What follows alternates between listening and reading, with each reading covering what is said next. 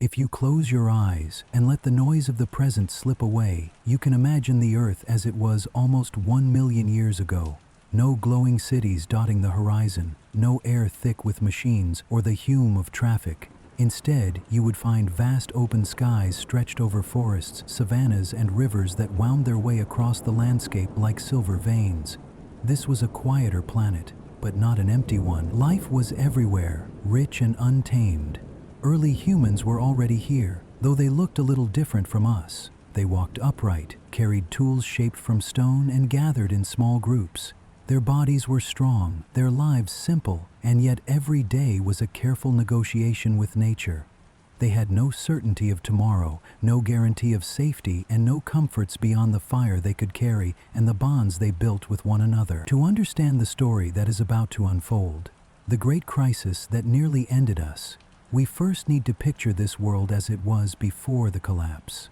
A world where humans were not rulers of the earth, but just one species among many. Forests stretched across much of Africa, home to countless animals. Herds of elephants and their ancient relatives, larger and more imposing than today's, moved in great arcs across the land. Rhinoceroses grazed on thick grasses. Antelope species dotted the plains in dazzling variety, each filling its own ecological niche. Large cats, ancestors of lions and leopards, hunted silently through the undergrowth. To live in this landscape was to live alongside giants, and humans were far from the top of the food chain. Water shaped everything. Rivers and lakes dictated where animals gathered and where humans could survive. To find water was to find life. And so families followed the flow of rivers, memorized the curves of seasonal streams, and kept alive an intimate knowledge of the land. Every bend in the river, every rocky outcrop, every grove of trees carried meaning, because it could be the difference between survival and death. The humans of this time, perhaps early Homo erectus or their close descendants, had already learned to adapt to different environments. They were wanderers, moving across open savannas, into forests and along coastlines in search of food. They carried with them tools, mostly simple hand axes and flakes struck from larger stones. Crude by our standards, but revolutionary for them. These tools extended the reach of their hands and allowed them to process food in new ways, breaking bones to reach marrow, scraping hides, cutting through plants. Food itself came from many sources. Meat was valuable but hard to obtain. More often, humans survived on tubers dug from the ground, fruits when they were in season, and insects rich in protein. Theirs was a varied but precarious diet, shifting with the seasons and the movements of animals. To eat was to survive, to fail was to starve. There was no storage, no markets, no certainty of the next meal. Every day required resourcefulness. Despite this fragility, humans thrived in their small numbers. Groups may have been as small as 20 or 30 individuals, bound by family ties. They worked together to hunt, to gather, to protect one another. Fire was not yet mastered everywhere, but where it was used, it transformed life. Flames offered warmth on cold nights, safety from predators, and the ability to cook food, making it safer and more nourishing. Imagine a group huddled around a fire at night, sparks rising into the darkness, the warmth of the flames holding back the cold, while stories, not yet words as we know them, but sounds and gestures, pass knowledge from one generation to the next. To us, such a life might feel unbearable, but to them, it was the only life they knew. Days were measured by the sun, nights by the stars, and seasons by the migrations of animals and the cycles of plants. Time was not recorded in calendars, but in memory. The memory of elders guided each group, when to move to a different valley, when a river would swell or shrink, when fruit would ripen. This oral knowledge was survival itself. It is important to see these people not as primitive, but as deeply skilled. Their knowledge of their environment surpassed anything most of us could imagine. They could read the faintest track in the soil and know what animal had passed. They could smell rain on the wind and prepare for storms. They could recognize hundreds of plants, which to eat, which to avoid, and which could heal. Their survival was not luck. It was the result of constant observation, memory, and cooperation. In these small groups, bonds of trust were everything. With so few people, Every individual mattered.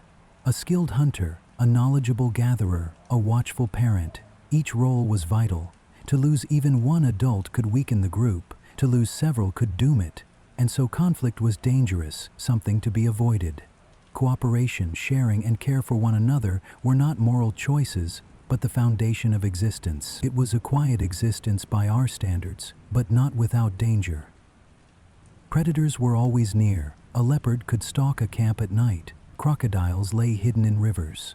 Accidents, too, were constant threats. A fall, a broken bone, an infection. Medicine as we know it did not exist, but healing practices passed from generation to generation gave them a fighting chance. Simple poultices, careful attention to wounds, the warmth of a fire to fight fever. Yet even with all of this fragility, humans endured. The earth at that time offered both hardship and abundance. In good seasons, rivers brimmed with life, herds were large, and plants flourished. Children were born, knowledge passed on, and groups carried forward. There was no sense of being at risk of extinction, no awareness of the storms that would come. Theirs was a world balanced delicately between the generosity of nature and the struggles it demanded. From the vantage point of today, with our billions of people and our vast cities, it can be difficult to imagine a world with so few humans. A world where you might live your entire life without seeing more than a handful of groups beyond your own. But this was the reality of nearly 1 million years ago. Humanity was a small presence, fragile compared to the elephants and lions that ruled the land. And yet within that fragility lay a resilience that would be tested in ways unimaginable. We know about this world not only through fossils and stone tools, but through the genetic traces carried in our bodies today. Every human alive still carries echoes of those ancient populations. The shapes of our bones, the ways our brains grew, even the instincts to cooperate and to teach, all were being refined in this period. Without realizing it, early humans were already laying the groundwork for everything that would follow. This was the stage before the collapse, the calm before the storm. Life seemed to move forward in its rhythm. Hunt, gather, survive, raise children, pass on knowledge, but Earth itself was shifting. The planet's climate, always in motion, was about to swing in a new direction. What had once been cycles of ice and warmth, lasting tens of thousands of years, would stretch into harsher rhythms. Rainfall would falter, forests would recede, and deserts would spread. Slowly, silently, the balance would tip, and it is here, in this fragile but functioning world, that the story of near extinction truly begins. The Earth is never still. Even when landscapes seem unchanging, even when rivers carve the same paths for thousands of years, the planet itself is always shifting.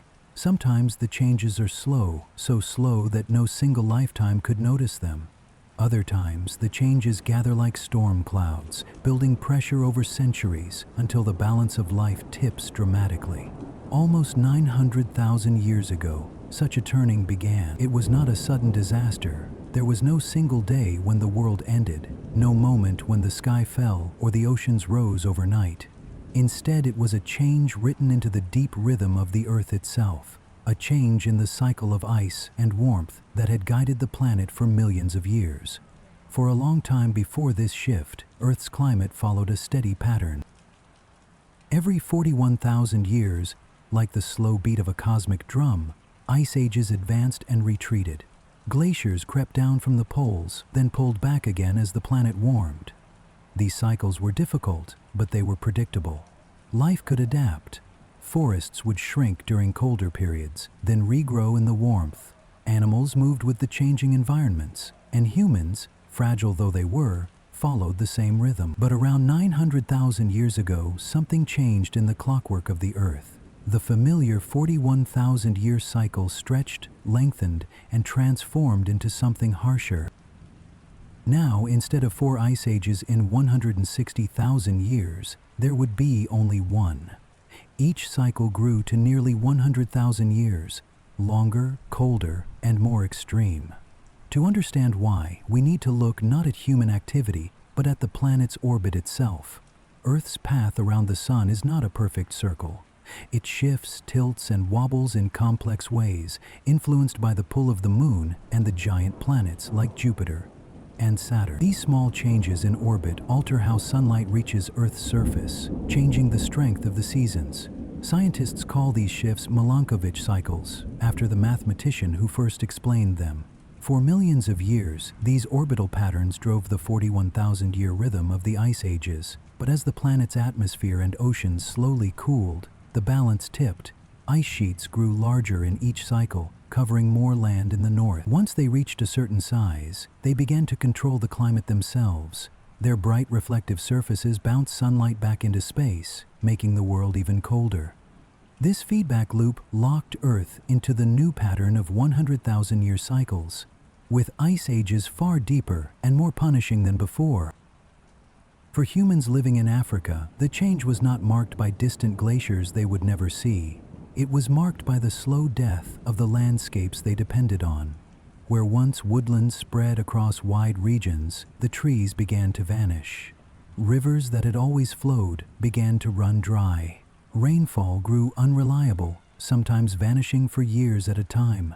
Lakes shrank and then disappeared entirely, leaving cracked mud and salt flats where water had once been abundant. Imagine walking across a land your grandparents remembered as green, where herds of animals once grazed under scattered trees.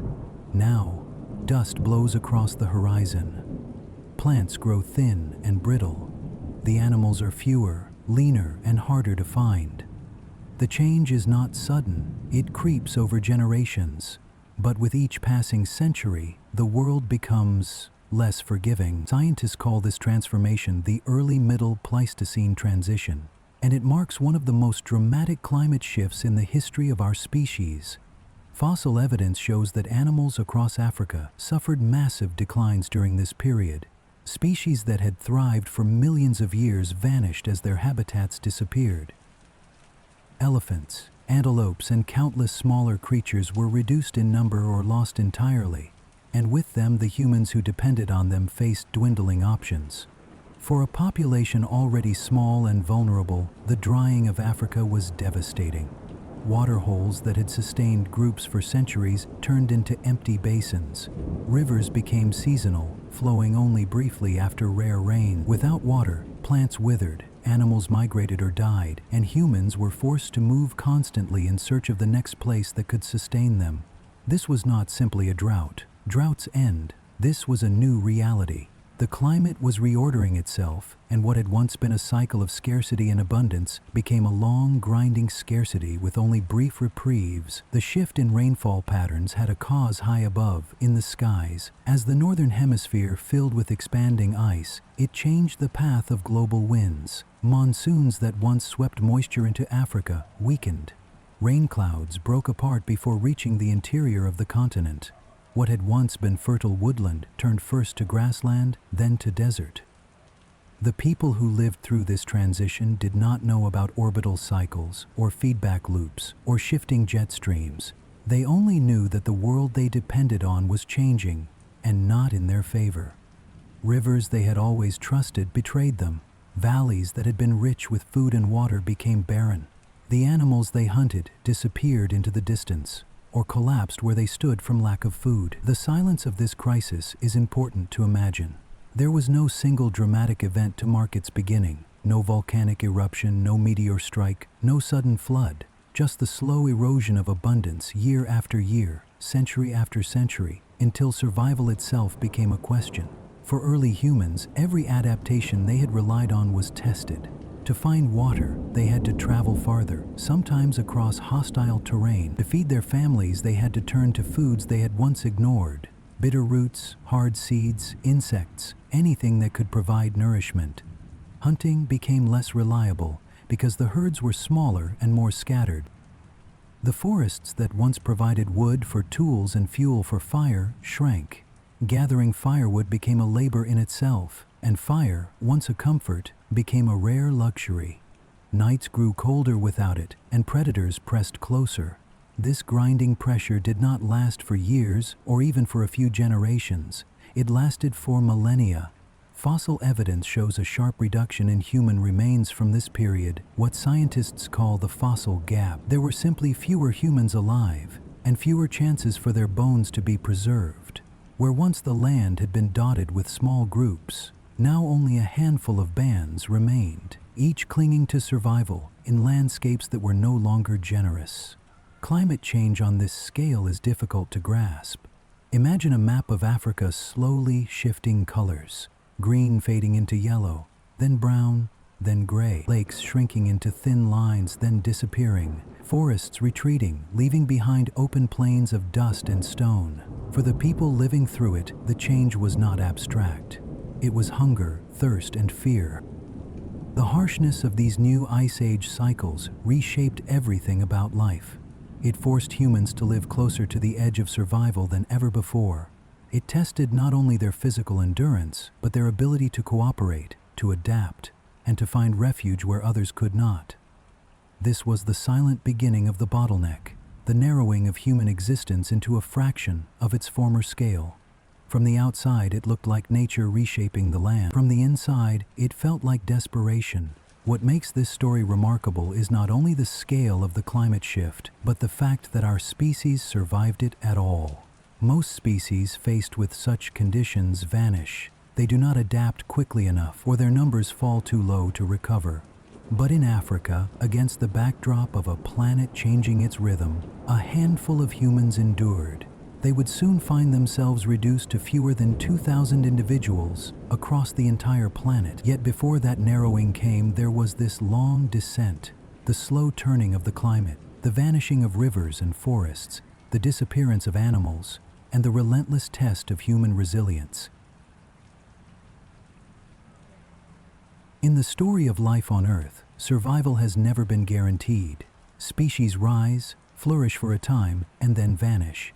Fossils scattered through rock layers remind us that most creatures who ever lived are gone. Dinosaurs ruled for millions of years before a sudden catastrophe erased them. Other species faded more quietly, their decline hidden in slow changes of climate or competition they could not withstand. Against this backdrop, the survival of humanity during one of the darkest chapters in our past becomes almost impossible to believe. To understand it, we need to pause and think about something biologists call a population bottleneck. Imagine a wide river flowing strongly, carrying countless drops of water. That river is like a large, thriving population, full of variation and possibility. Now picture that river forced through a narrow neck of stone, a place where only a small trickle can pass. On the other side, the river may spread again, but it carries with it far fewer drops, far less diversity. That is what a bottleneck is, a narrowing of life, when only a small fraction of a species survives to carry the lineage forward. Bottlenecks happen in many ways. Sometimes they are caused by sudden disasters, a volcanic eruption that buries entire landscapes, a disease that sweeps unchecked through a species, or a meteorite strike that turns the sky dark. Other times they come from slower pressures, gradual climate change, loss of habitat, or dwindling food. Whatever the cause, the effect is the same. A large population shrinks dramatically, sometimes to only a handful of survivors. For most species, this is the beginning of the end. When numbers fall too low, the odds are stacked against recovery. A small population is more vulnerable to chance events. One harsh winter, one outbreak of illness, or one predator attack can wipe out a group entirely. Even if individuals survive, they face another problem. Their gene pool is too small. Without enough variation, harmful traits spread more easily, while beneficial ones may be lost. Over time, inbreeding weakens the group further, and extinction becomes almost inevitable. This is why the discovery about humanity's past is so extraordinary. Genetic evidence shows that nearly 900,000 years ago, our ancestors went through a bottleneck so severe it should have ended us. The numbers are staggering in their smallness. Across the entire planet, there may have been only about 1,280 breeding individuals left. Not thousands, not millions, barely enough to fill a village. To grasp how fragile this was, consider what that number means. A modern high school might have more students. A small-town football stadium could hold several times that many people. The entire future of humanity, every child, every invention, every civilization yet to come, rested on a population so small it could have been gathered into one valley or along the banks of a single river. This is not a poetic exaggeration, it is written into our DNA. When scientists began comparing human genetic variation to that of other animals, they noticed something peculiar. For a species of our size and spread, humans are unusually uniform.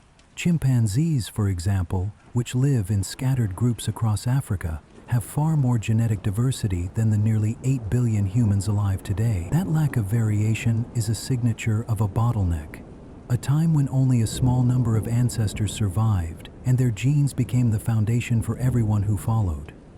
At first, scientists suspected a smaller event, perhaps tied to migrations out of Africa tens of thousands of years ago. But in 2023, a new analysis looked deeper, tracing genetic markers back almost 1 million years. What they found was shocking. Around 930,000 years ago, the human line collapsed to almost nothing. And it stayed that way not for a brief moment, but for more than 100,000 years. Imagine that span. 100,000 years is longer than our own species Homo sapiens has existed. Across that entire stretch of time, generation after generation of humans lived on the brink, their numbers never rising far beyond a few thousand at most. This was not a brief brush with disaster, it was a prolonged struggle, a slow grinding survival against a planet that had turned harsh. Why is a bottleneck so dangerous? Part of the answer lies in mathematics. When populations shrink to only a few hundred or a few thousand individuals, random chance begins to play an outsized role in evolution. Traits that might have disappeared in a large population can become fixed in a small one, simply because of who survives to reproduce. It's like rolling dice with the future of the species, where luck matters as much as strength or intelligence. Then there is the problem of inbreeding. With so few partners to choose from, genetic disorders can spread quickly. Reduced fertility, weakened immune systems, and inherited illnesses become more common. Over time, these effects can spiral into what biologists call an extinction vortex, a cycle of decline that pulls the species down no matter how hard it fights. By all accounts, this should have been humanity's fate. Thousands of species before us had vanished after bottlenecks far less severe, and yet somehow our ancestors endured. The question of how they managed it is still debated. Perhaps they found refuges where conditions were stable even during the harshest climate swings, hidden valleys with water, caves near springs, or coastlines where food from the sea provided a reliable source of calories. Perhaps their social bonds, already strong, became unbreakable under pressure, allowing them to cooperate in ways that gave them an edge. Perhaps chance itself favored them, a few groups happening to settle in just the right place at just the right time. What we do know is that this small population carried forward, holding the line, through more than 100 millennia of hardship, and from them all of us descend. Every language ever spoken, every city ever built, every idea ever dreamed was made possible because those 1,280 people, scattered across an unforgiving landscape, refused to disappear. When you think of it this way, the scale of what they endured becomes almost overwhelming. For generation after generation, the world must have felt empty. Groups may have gone years without seeing another band of humans. Entire regions may have been deserted. Death must have been a constant presence and survival never certain. And yet, within this narrowing, something remarkable was happening. Though the bottleneck reduced diversity, it also created conditions for unique genetic changes to spread quickly. One of the most striking is found in our chromosomes. At some point during this bottleneck, two ancestral chromosomes fused into what is now known as chromosome 2. This fusion is present in every human alive today, but absent in our closest relatives, like chimpanzees and gorillas. It is a scar of the bottleneck, a permanent reminder written into our cells that our ancestors passed through this narrow gate. Some researchers believe this genetic event may have influenced brain development, shaping the path toward greater intelligence. Whether or not that is true, the fusion stands as evidence of just how unusual our survival was. The Great Bottleneck is not just a story about numbers. It is about what it means to survive when almost everything is against you. It reminds us that humanity is not the inevitable master of the earth, but the fragile descendant of a few hundred families who lived through unimaginable scarcity. If the climate had been only slightly harsher, if luck had turned a little differently, our story might have ended there. Instead of billions, there would be none. Instead of cities and songs, silence. The planet would have gone on, as it always does, but without us. Instead, we endured. And from that endurance came everything. As the climate pressed harder, as forests retreated and rivers disappeared, the survivors found ways to hold on. They discovered places where life was still possible, corners of the earth that could sustain them while the rest of the continent grew barren. These refuges became lifelines, sanctuaries where the thin thread of humanity remained unbroken. When human numbers fell to almost nothing, survival depended on where you were. Most of the African continent had become unforgiving. Forests that once provided fruit and shade were gone. Rivers had dried into empty beds of cracked mud. Animals that sustained earlier hunters had vanished, either pushed elsewhere or driven to extinction. Entire regions that had once been habitable turned into deserts and grassless plains. And yet, not everywhere was the same. Even in times of harshest climate, the earth rarely changes evenly. While some places became barren, other pockets resisted. These rare landscapes are what scientists call refugia. The word comes from the Latin for refuge, a place of safety. For our ancestors, refugia were lifelines, hidden pockets where water still flowed, where plants could still grow, and where animals could still be hunted. Without them, the human line would almost certainly have ended. To understand what these refuges looked like, we need to imagine the landforms of ancient Africa. One of the most important was the Rift Valley system, a scar stretching thousands of kilometers across the continent. Created by tectonic forces pulling the Earth's crust apart, the rift is a vast series of cliffs, valleys, and basins. Along its length, water often pooled into lakes, some vast, others small. Springs bubbled from underground aquifers. Even in times of extended drought, some parts of the rift continued to hold water. For a small group of humans, reaching one of these lakes or springs could mean survival. Around the shores, reeds and grasses grew. Fish could sometimes be caught. Birds nested in the wetlands, providing eggs. Animals large and small came to drink, leaving tracks in the mud that hunters could follow. The water itself was precious, not only for drinking, but also for attracting life. To live near such a lake was to hold on when everywhere else withered.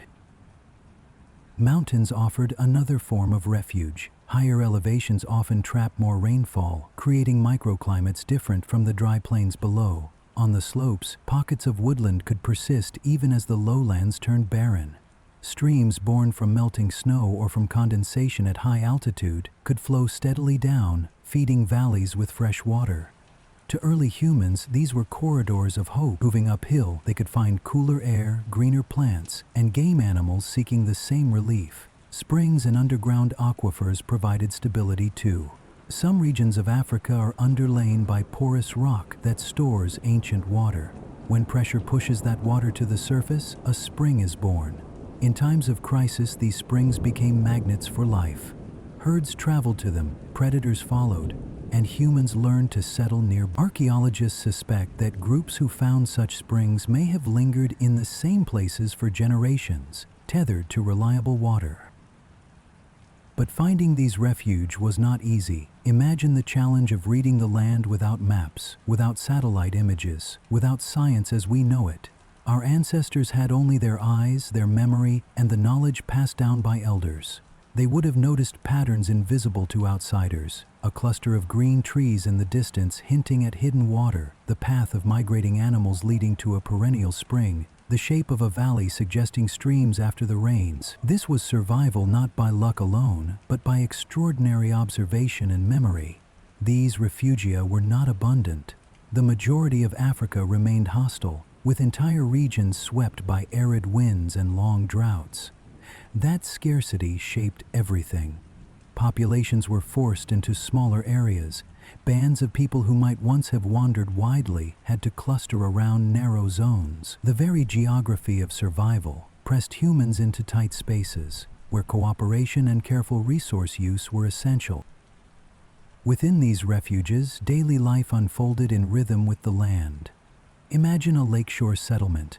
In the morning, small groups might spread out to gather roots and edible plants along the damp soil. Others would watch the lake for birds to hunt or fish to trap. Children learned early to notice the signs of shifting water levels, the calls of different animals, the changing colors of vegetation. Evenings would draw the group back together. Firelight flickered as families shared what they had found, retelling the methods that had kept them alive, how to recognize a safe tuber from a poisonous one, how to dig a small pit to reach groundwater, how to follow the herds without scaring them away. In a mountain refuge, life would have looked different. The days might be colder, the terrain more rugged. Shelters of stone or branches would be built against the wind. Hunting was harder, but the slopes could provide berries, nuts, and small mammals. Streams from above might feed narrow bands of green, even when the plains below were bare. The group's movements followed the rhythm of the altitude, climbing higher in some seasons, descending in others, always balancing risk with reward. What makes refugia so important is that they were not just shelters of the body, but also shelters of knowledge. Groups that lived near stable water sources could afford to preserve traditions. They could build memory across generations, developing an intimate understanding of their specific landscape. This knowledge became more valuable than any tool. Knowing which plants ripen in sequence through the year, which animals return to the same spots, which signs in the sky signal coming rains. These lessons created continuity in a time when everything else was unstable. Archaeological evidence gives us hints of these refuges, though the record is sparse. Certain valleys show continuous signs of habitation across long periods, when other regions fell silent. Stone tools cluster around lakes that existed in shifting climates. Charcoal remains suggest repeated fires near ancient springs. These traces are fragile, but together they suggest that refugees were real and that they acted as cradles where humanity endured. Refugia may also explain why human populations did not collapse completely.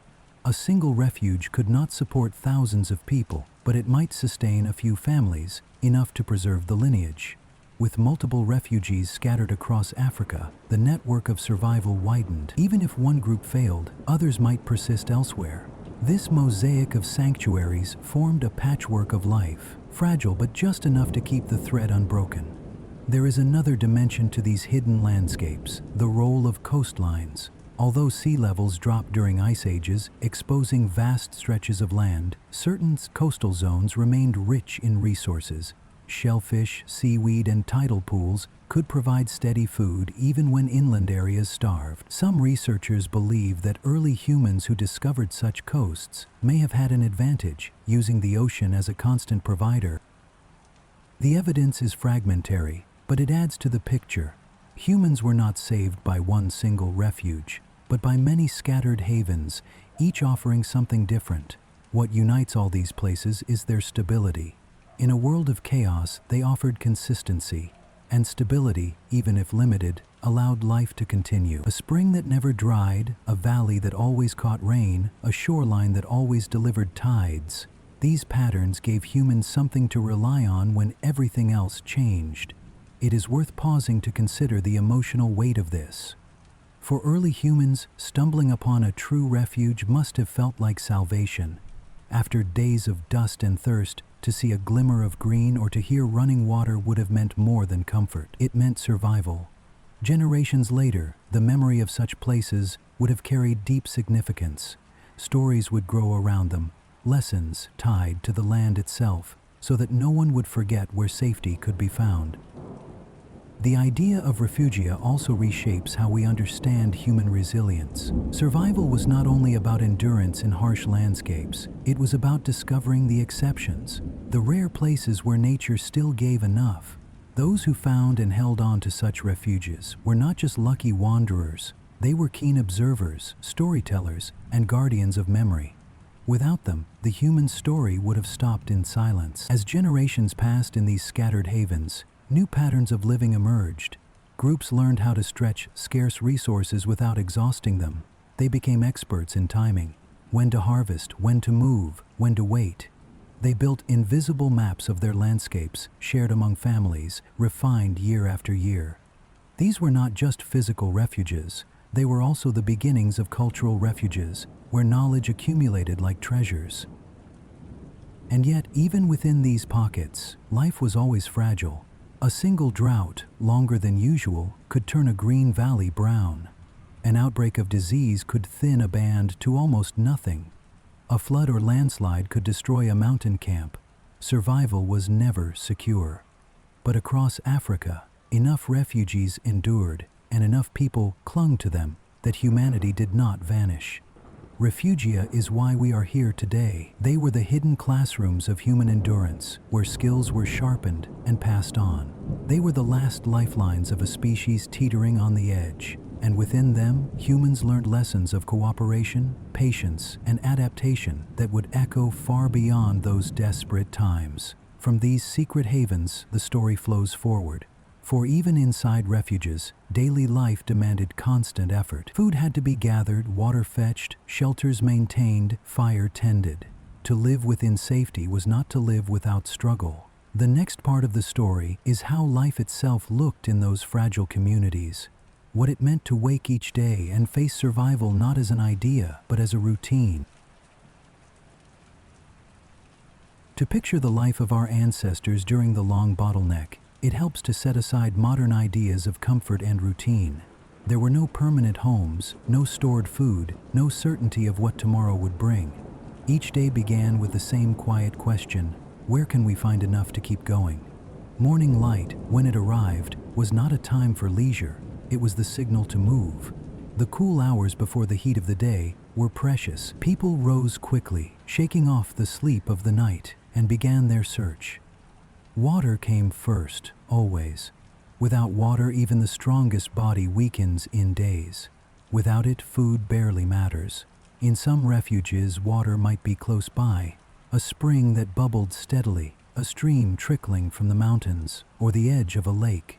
In others, it was hidden, lying underground, waiting for someone who knew the land well enough to find it. Finding water was an art as much as a task.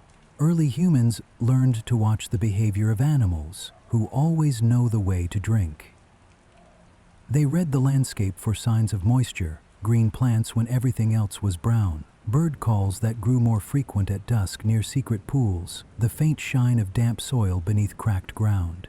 In times of scarcity, they dug with sticks and stones, making simple wells deep enough to reach the hidden water table. These small skills, passed from parent to child, often meant the difference between survival and collapse. Food gathering came next. Unlike the images we often carry of early humans as heroic hunters, the reality was far humbler. Meat was rare, and large game even rarer. The steady diet of survival was built from what the land offered in small, often overlooked forms. Insects, for example, played a central role. Crickets, termites, beetle larvae, tiny bodies rich in protein and fat. Children could collect them, tapping at termite mounds, listening for the rustle of wings, cracking open rotting wood. These were meals that could be eaten immediately, without fire, though fire made them easier to digest. Roots and tubers were another staple. Hidden beneath the soil, they held water and energy in a world where surface plants often withered. Digging for them required patience and careful knowledge, because many plants were poisonous unless prepared correctly. A mistake could sicken the whole group. Over generations, people memorized which plants to trust, which to avoid, and how to transform dangerous ones into food by roasting or soaking them. Eggs gathered from bird nests or reptiles added bursts of nourishment when found. Small mammals, hares, rodents, sometimes young antelope, could be caught with traps or persistence. Larger animals were rare prizes. To bring down something like a zebra or a weakened elephant required cooperation, planning, and no small measure of luck. When such a kill succeeded, the event shaped the days that followed. Meat had to be cooked quickly before it spoiled, shared among families and preserved as best as possible. Bones were cracked open for marrow, one of the richest sources of energy available. Nothing was wasted. This way of eating shaped the body and the mind. Stomachs adapted to variety. Taste was less about pleasure than about recognition. The bitterness that warned of poison the sweetness that signaled safety. Children grew up learning dozens of flavors and textures, each tied to a lesson of survival. Meals were not feasts, but fragments, gathered bit by bit until enough had been collected. The search for food and water carried danger. Predators were always near the same resources: lions, hyenas, crocodiles, each of them drawn by the same streams, lakes, and herds. Humans were not the strongest species nor the fastest. Safety came from caution and from numbers. People moved in groups, rarely straying far alone. They posted quiet watch while others worked. They carried stones or sharpened sticks, not enough to kill a predator outright, but enough to buy time to escape. Night was the most dangerous time of all. In darkness, the human body is nearly defenseless. Eyes cannot see far, ears pick up only fragments, and smell is poor compared to the animals that stalk the plains. Without protection, early humans would have been an easy prey, but they had something unique: fire. Fire was more than a tool, it was the axis of survival, the single invention that changed the rhythm of life. With fire, food became safer and richer. Raw meat teems with parasites. Cooked meat carries less risk. Tubers that were toxic when raw turned into edible, starchy meals after roasting. Even insects, bitter or tough to chew, became more palatable when thrown into the flame. A group with fire could extract more energy from the same resources than one without it. But fire's gifts went beyond the stomach. It extended the day. While most animals slept or hunted in darkness, humans could gather around flames, speaking softly, planning, teaching. The circle of firelight became a classroom, a court, and a sanctuary. Parents could pass knowledge to children, stories could be told, disputes could be settled without fear of attack. Around the fire, humans became more than survivors. They became communities. The light itself offered protection. Predators fear fire. The sight of flames and the smell of smoke kept many dangers at bay. A campfire turned the night from a time of terror into a zone of safety. Children could sleep while adults took turns tending the embers, feeding sticks into the glow to keep it alive. Warmth was another gift. Nights in African highlands or rift valleys could grow cold, even when days were scorching. Fire preserved body heat, prevented sickness, and allowed groups to endure in regions that would otherwise be uninhabitable. Most profound of all, fire carried hope. To stare into flames was to see permanence in a world of change. The same spark that lit tonight's campfire could be preserved tomorrow, carried as embers wrapped in leaves or bark. It was continuity, a link that bridged days and seasons. To lose fire was a disaster. To keep it alive was triumph. Daily life on the edge of extinction was shaped by these routines. Wake, search for water, gather what could be eaten, watch for threats, return to the fire. It was not progress in the sense we imagine today. It was endurance, repeated day after day, generation after generation. But endurance itself was a kind of victory. Every successful meal, every night survived, carried humanity one step further through the bottleneck. Living this way demanded cooperation. A single individual could not hope to manage all tasks alone. One person might be skilled at finding edible plants, another at tracking animals, another at striking flint to coax sparks into flame. Children helped gather small foods, while elders offered memory and guidance. In such small groups, every contribution mattered. The survival of the whole depended on the effort of each. Over time, these routines shaped the human mind. Patience grew from the endless search for scarce resources. Observation sharpened as people learned to notice the smallest signs in nature. Social bonds deepened because conflict within the group risked disaster. The world outside was harsh, but inside the circle of cooperation, a fragile kind of safety existed. This was life on the edge, a balance so fine that a failed hunt or a dried stream could threaten everything, but also a balance that, through fire and cooperation, could hold long enough for humanity to continue. And as these daily struggles unfolded, something quiet but powerful was happening in the back. The pressure of survival was shaping not just habits, but the very direction of evolution. Imagine a world where every person you know, every face you see, belongs to your family. Not a vast tribe, not a city of strangers, but a single group of perhaps 20, 30, or 40 individuals. This was the human world during the bottleneck. Each band was a fragile island of survival, held together not by walls or technology, but by bonds of trust. The small size of these groups was not a choice, it was a necessity. With the human population reduced to barely more than 1,000 breeding individuals across the entire planet, larger communities were impossible. Food was scarce, landscapes were harsh, and every additional mouth made the challenge greater. The optimal size balanced the need for enough hands to gather food, protect the camp, and care for the young, while still being small enough that resources could stretch through the leanest seasons. Living so closely, harmony mattered more than strength. In modern societies, conflict can be absorbed. Arguments in cities rarely threaten the existence of the entire population. But in a band of 30, a single violent clash could fracture the group, leaving people vulnerable to hunger or predators. Anger carried higher stakes. A quarrel over food could mean children went without. A dispute over trust could split families apart, forcing them into the wilderness alone, a death sentence. So, avoiding conflict was a survival strategy as critical as finding water. People learned to share, even when there was little to go around. Disputes were softened with words, gestures, or silence. Small groups discovered ways of cooling tempers, of letting anger pass before it became destructive. Forgiveness was not a virtue in the abstract, it was a requirement, as important as fire or food.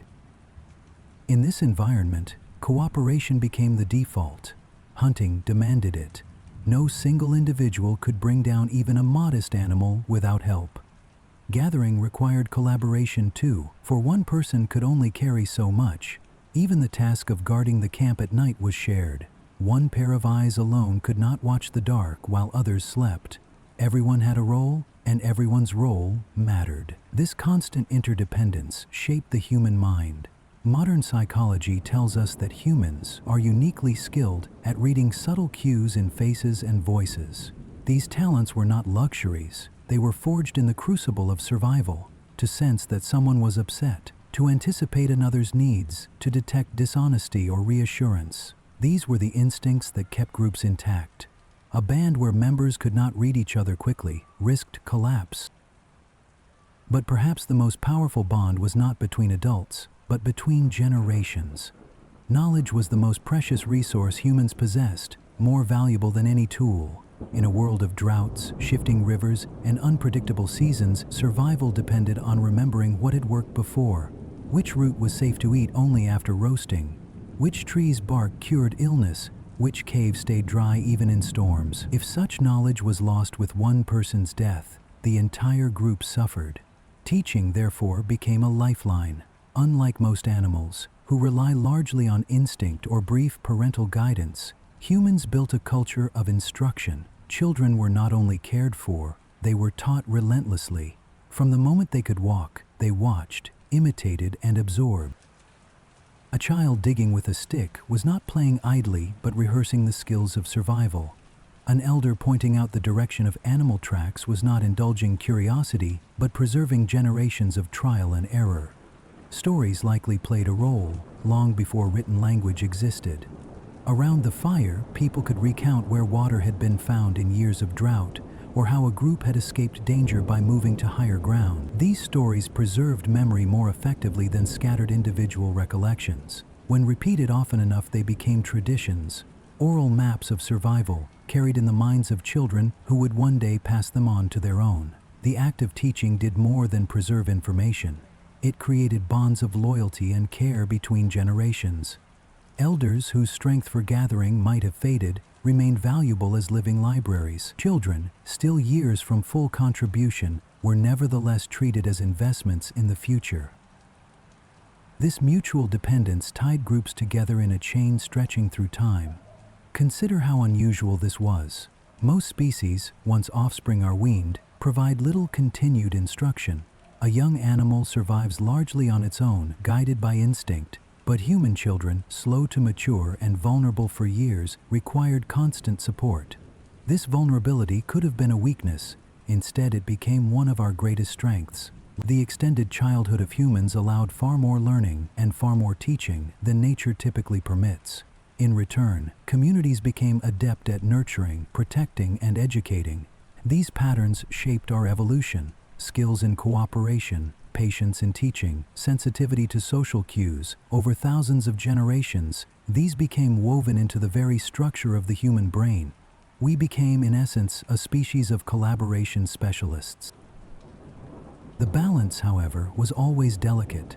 Illness could sweep through a small group with devastating speed. A poor season could leave even the best cooperating band weakened. When such hardships struck, the difference between survival and extinction often came down to the strength of relationships. Groups that were generous, that supported the weak, had a better chance of holding together until conditions improved. Groups that fractured under stress, where selfishness triumphed, often disappeared.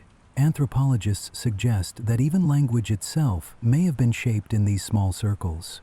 The need to share precise knowledge, to warn of dangers, to soothe tensions, and to instruct children demanded increasingly complex communication. Simple calls and gestures were not enough. Subtle vocalizations, proto-words, and eventually structured speech allowed cooperation on levels unmatched by other animals. The survival of the group depended on the clarity of its communication. At the same time, rituals may have begun to emerge, not as religion in the formal sense, but as shared practices that reinforced unity. Perhaps groups developed ways of marking the seasons, of honoring the dead, or of celebrating successful hunts. Such rituals strengthened the feeling that the group was one body, with each member bound to the others. All of these bonds, between parents and children, between elders and youth, between peers who learned to share and forgive, created a web strong enough to hold humanity through the bottleneck. It was not technology alone that saved us, nor individual strength. It was the invisible fabric of cooperation, woven thread by thread in the daily lives of small family groups. And as these bonds deepened, humans began to transform into something more than just survivors of a harsh climate. They became carriers of culture, builders of trust, and teachers of memory, qualities that would shape every step of the journey ahead. Across the vastness of Africa nearly 900,000 years ago, people were few and far between. If you could look down from above, you would not see sprawling cities, glowing fires scattered like stars, or thick networks of villages. Instead, you'd see enormous stretches of wilderness, savannas, deserts, rivers that came and went with the seasons, broken here and there by tiny clusters of humans, a handful of families living together, moving with the landscape, their presence almost invisible against the immensity of the earth. There were not many of them, perhaps only a few dozen in each band, scattered hundreds of kilometers apart. The entire global population may have numbered little more than the crowd in a small theater today. Yet those fragile clusters did not exist entirely alone. Though separated by distance and hardship, there were threads, thin but vital, that wove them into a loose web of survival.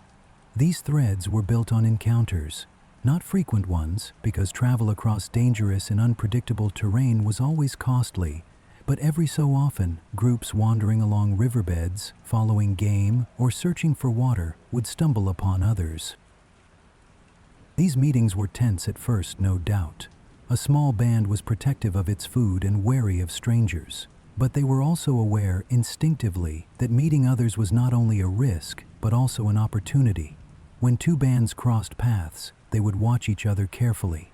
Weapons might be close at hand, yet there were motives to choose peace over violence. Fighting could bring injury or death, and in such small groups, even one life lost could mean disaster. On the other hand, peaceful contact could bring advantages, the chance to exchange resources, share information, or strengthen bloodlines. In a world where survival often hinged on cooperation, conflict avoidance was not just kindness, it was strategy. Marriage was one of the most important bonds created during these rare encounters. Small groups, if left isolated, would struggle with inbreeding, where close relatives had children together, leading to weaker health over generations. But if individuals from one band joined another, it injected new life into the gene pool. Even a single exchange between families could make a difference. Anthropologists studying hunter-gatherer societies today have noticed similar practices. Individuals moving between groups to keep ties strong and ensure genetic variety. The same principle likely held true nearly 1,000,000 years ago. Through these exchanges, fragile alliances formed. A man might travel with his partner to live with her family's group. A young woman might leave her parents' shelter to join another band. Over time, these connections meant that no group was truly isolated. Each was part of a wider, invisible web of kinship that stretched across landscapes. This network was not organized in the way we think of society today. There were no maps, no permanent villages, no written records to track relationships. It was instead carried in memory, in stories, in the recollections of elders who remembered who had come from where. These oral connections were strong enough to guide people. That family near the river? Your cousin's people live with them. The ones with the long spears? They came from the valley where your uncle was born. In this way, the scattered bands knew, however faintly, that they belonged to something larger than themselves. Trade, though primitive by our standards, may have been another thread binding these small groups. Not trade in coins or formal exchange, but in the quiet giving and receiving of resources. One group might carry stone from a region where good material was abundant. Another might know where to find honey or edible roots. When they met, a casual exchange could take place. Stone for food, food for knowledge, knowledge for companionship. The price did not matter as much as the relationship formed. These acts created goodwill and, over time, trust. The land itself encouraged this scattered web. The Great Rift Valleys of East Africa acted like natural highways, guiding human groups along routes shaped by rivers and volcanic slopes. High ground provided vantage points where travelers might spot smoke in the distance, a sign of another band. Springs and waterholes became natural meeting points. If you needed to drink, so did others. Water did more than quench thirst. It connected lives. Imagine one of these gatherings. A dry season has lasted longer than expected. Your small group has followed a shrinking stream for days, unsure if it will disappear entirely. As you round a bend, you see figures ahead. They are people like you, but not the same faces you have seen every day. There is a moment of fear, a grip tightening on a sharpened stick, then a cautious lowering of eyes, a gesture of calm. Slowly the tension breaks. Words, or perhaps gestures, sounds, or the universal sign of offering food, bridge the gap. Soon you are sitting together around a fire, exchanging what little you have. A name is remembered, a story is shared, and maybe, before long, one of the younger members chooses to stay with the other band. Moments like these carried humanity forward. They were rare, yet each created ripples. One connection might lead to another. A child born from a union between bands carried two lineages within them. If they later traveled, they connected new families still further. Like threads stitched into fabric, the strands of kinship gradually wove across regions. This network also acted as insurance against disaster. If a drought or disease struck one group, survivors might move to live with distant relatives they had once exchanged with. This migration, though small in scale, kept knowledge and genes moving across the land. Without these safety nets, humanity might have fractured into isolated pockets too weak to survive. Instead, the web of survivors, even if fragile, ensured continuity. The archaeological record provides glimpses of this. Tools of similar design have been found across widely separated regions, suggesting that ideas traveled faster than people. A way of shaping a stone core in one valley might appear hundreds of kilometers away within a few generations. This is not coincidence, it is evidence of contact. Ideas moved when people moved, and people moved because survival depended on it. Even language, or the beginnings of it, may have flowed through this web.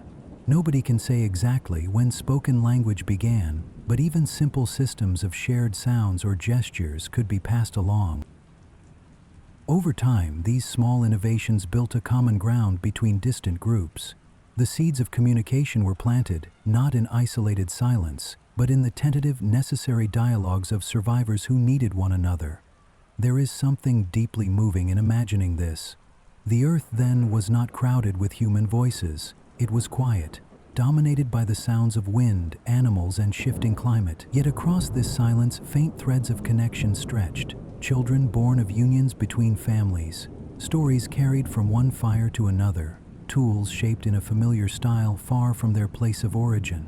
Humanity survived not because each group was strong on its own, but because together, in hidden ways, they were part of something bigger.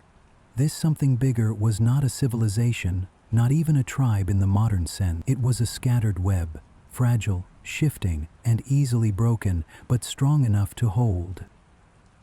Strong enough to carry us through an age when survival was measured not in centuries but in single breaths, single births, single bonds. When scientists today look at our DNA, they can see traces of this ancient network. The very fact that we are one species with such low diversity compared to others is proof that our ancestors were once few, but not entirely cut off. If they had been, if every group had remained isolated, the line might have ended, but they did not. They found one another, they shared, they mingled. In doing so, they ensured that humanity would continue. The scattered web of survivors is easy to overlook when thinking about prehistory. Our minds tend to imagine single families, lonely and apart, or else we jump ahead to later ages of organized tribes and settlements. But this middle space, the faint lines connecting groups across empty landscapes, is one of the most important chapters in our story. Without it, the bottleneck might have closed forever. With it, we endured. And as conditions on Earth slowly began to shift again, those faint connections would prepare the way for something more. Not just survival, but the possibility of growth. Humanity's survival during the bottleneck was not only about endurance, it was also about small acts of creativity. Quiet, almost invisible, these moments of ingenuity were scattered across centuries like faint sparks in the dark. They were not great leaps forward, no sudden inventions that changed everything overnight. Instead, they were steady, patient refinements, tiny improvements repeated and passed on until they became part of daily life. Archaeologists call this period one of subtle innovation. The stone tools of earlier humans, simple choppers and heavy hand axes, were slowly reshaped into more efficient designs. A sharper edge here, a slimmer point there.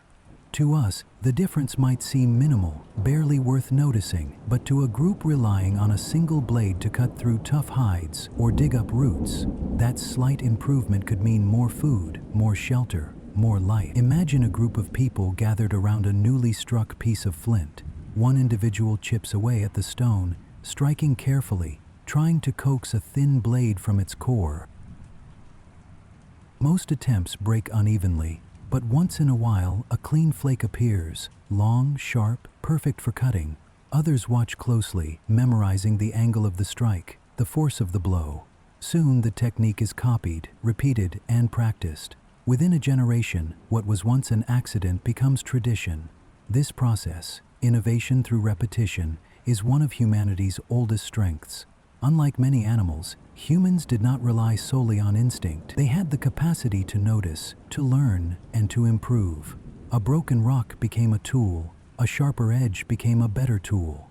Over thousands of years, these refinements built the foundation of survival. Fire, too, became more than just a flame.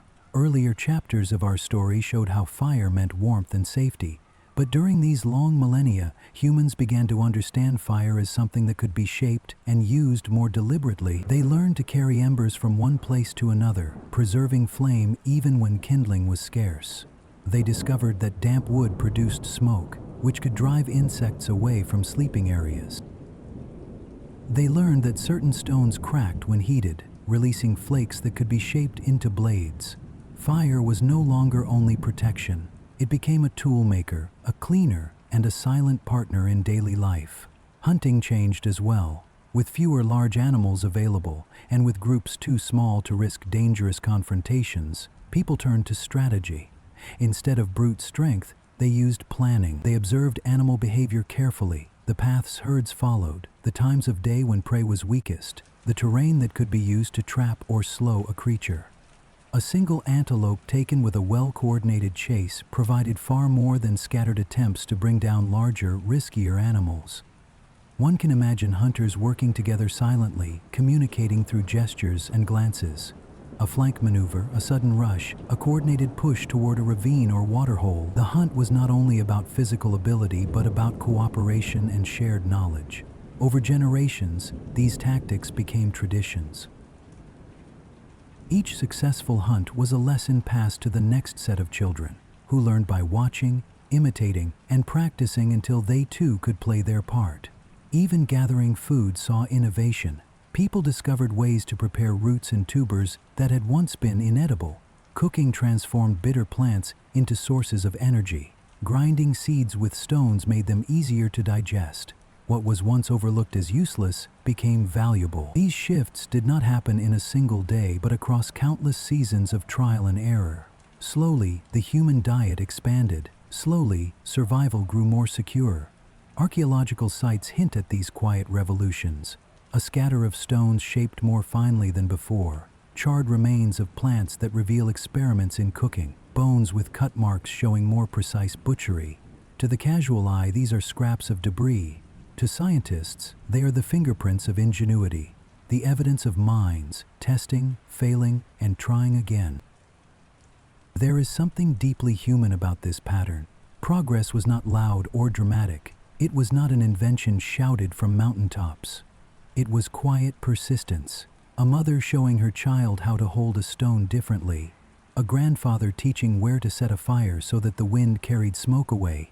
A band discovering that food could be stored for a day longer if placed in the cool shade of a cave. These were not inventions in the modern sense. They were adaptations born of necessity, small enough to be overlooked but essential enough to be remembered. The pace of change was slow, but its impact was cumulative. Over tens of thousands of years, those tiny steps reshaped humanity's relationship with the world. Stone became sharper, fire became smarter, hunting became more strategic, food became more varied. These were the foundations on which later leaps, art, language, civilization, would one day be built. One of the most striking aspects of this ingenuity is how it spread. As described in the scattered web of survivors, humans were not isolated completely. When groups met, they did not only exchange partners or resources, they exchanged knowledge. A new tool design could travel hundreds of kilometers within a few generations. A method for cooking a root could spread from one valley to another. Innovation was not confined to a single group. It was shared, tested, and refined across the web. This sharing was crucial. In small groups, accidents could easily erase knowledge. If a skilled toolmaker died before teaching others, the technique might vanish. But through the broader network, knowledge was reinforced. Other groups could reintroduce ideas, reminding or reteaching what had been lost. This redundancy ensured that useful improvements did not die out entirely. The importance of this cannot be overstated. Survival during the bottleneck depended not only on having ideas, but on keeping them alive. Knowledge was fragile, but through sharing and memory it endured. Each fire, each tool, each strategy carried within it the echoes of countless previous generations. It is easy to underestimate how remarkable this was. Other animals also used tools. Chimpanzees cracked nuts with stones. Crows shaped sticks to fish insects from bark. But these behaviors remain limited, bound by instinct and environment. Humans, even in this early stage, were different. They built upon what came before, layering improvements, creating traditions, refining methods. This ability to build on the past was one of the quiet forces that carried us through the bottleneck. The refinement of fire is one of the clearest examples. At first, humans may have relied on natural flames, lightning strikes, wildfires, volcanic embers. But over time, they began to control fire more actively. They selected specific types of wood that burned longer or hotter. They dug shallow pits to contain flames. They experimented with stacking fuel in different ways, learning which arrangements produced steady heat. These experiments were not written down, but they were remembered, repeated, and improved upon. This growing mastery had ripple effects. Cooking food not only made it safer, but also unlocked more calories. A diet enriched with cooked plants and meat provided the extra energy needed to support larger brains. Warmth allowed survival in colder nights, opening territories that might otherwise have been uninhabitable. Smoke kept insects away, reducing the spread of disease. Each refinement, though small, contributed to a more resilient way of life. The archaeological record even suggests that around this time, people began to use fire for processing materials. Heating certain stones made them easier to flake. Heating wood hardened the tips of spears. These were early steps toward technology, deliberate manipulation of materials to achieve desired results. They may have seemed like simple tricks at the time, but they represented a profound shift. Humans learning not only to adapt to nature, but to shape it. It is important to picture this not as a single breakthrough, but as a long, slow accumulation. A child watching an elder place a stick in the fire and noticing how it becomes harder. Another child experimenting with a stone near the coals and realizing it flakes differently afterward. These moments, repeated across generations, transformed into reliable practices. By the time conditions improved and populations grew, humans already carried with them a deep tradition of quiet experimentation. Hunting strategies too became more refined. Instead of scattering across the landscape, groups began to coordinate in more deliberate ways. Some may have used natural features to trap animals, driving herds toward cliffs, into marshes, or into areas where escape was difficult. Others may have used fire itself as a hunting tool, setting small blazes to drive animals toward waiting hunters. Evidence of controlled burning in certain regions suggests that humans were not just responding to the environment, but beginning to manage it. This ingenuity extended to storage as well. People discovered that certain foods lasted longer when kept in cool places, in pits dug into the earth, or wrapped in leaves. Meat could be smoked over fire, extending its usefulness by days. These practices reduced the constant pressure of immediate hunger, giving groups more stability. Even clothing may have seen early development. While direct evidence is scarce, the climates of the time suggest that animal hides were likely used for warmth. Cutting, scraping, and softening hides required refined tools and careful preparation. A simple cloak or wrapping could mean the difference between survival and exposure. Though primitive, these garments were another expression of ingenuity, turning what was once discarded into a resource. All of these small steps formed a pattern, a species slowly learning not just to survive, but to shape survival itself. The ingenuity was quiet, humble, and born of necessity, yet it carried within it the seeds of what would one day become technology, culture, and civilization. When we look back today, it is tempting to search for dramatic turning points. The moment when humans discovered fire, the day they invented tools, the first spark of intelligence. But the truth is more subtle. Progress was made of whispers, not shouts. A better edge here, a steadier flame there, a shared lesson passed from one fire circle to another. These were the building blocks that sustained humanity through its most fragile era. As the generations passed, these quiet acts of ingenuity accumulated into something greater. By the time the climate began to shift again, by the time rains returned and populations started to grow, humanity was already transformed. The survivors carried not only the strength of endurance, but also the inheritance of countless small improvements. Their tools, their fire, their strategies, and their shared knowledge prepared them for the next stage of the journey. And in that preparation lay the beginnings of something even more profound, the shaping of the human mind itself. By the time humanity had learned to sharpen stones more precisely and manage fire with greater skill, something else was unfolding, something less visible but far more profound.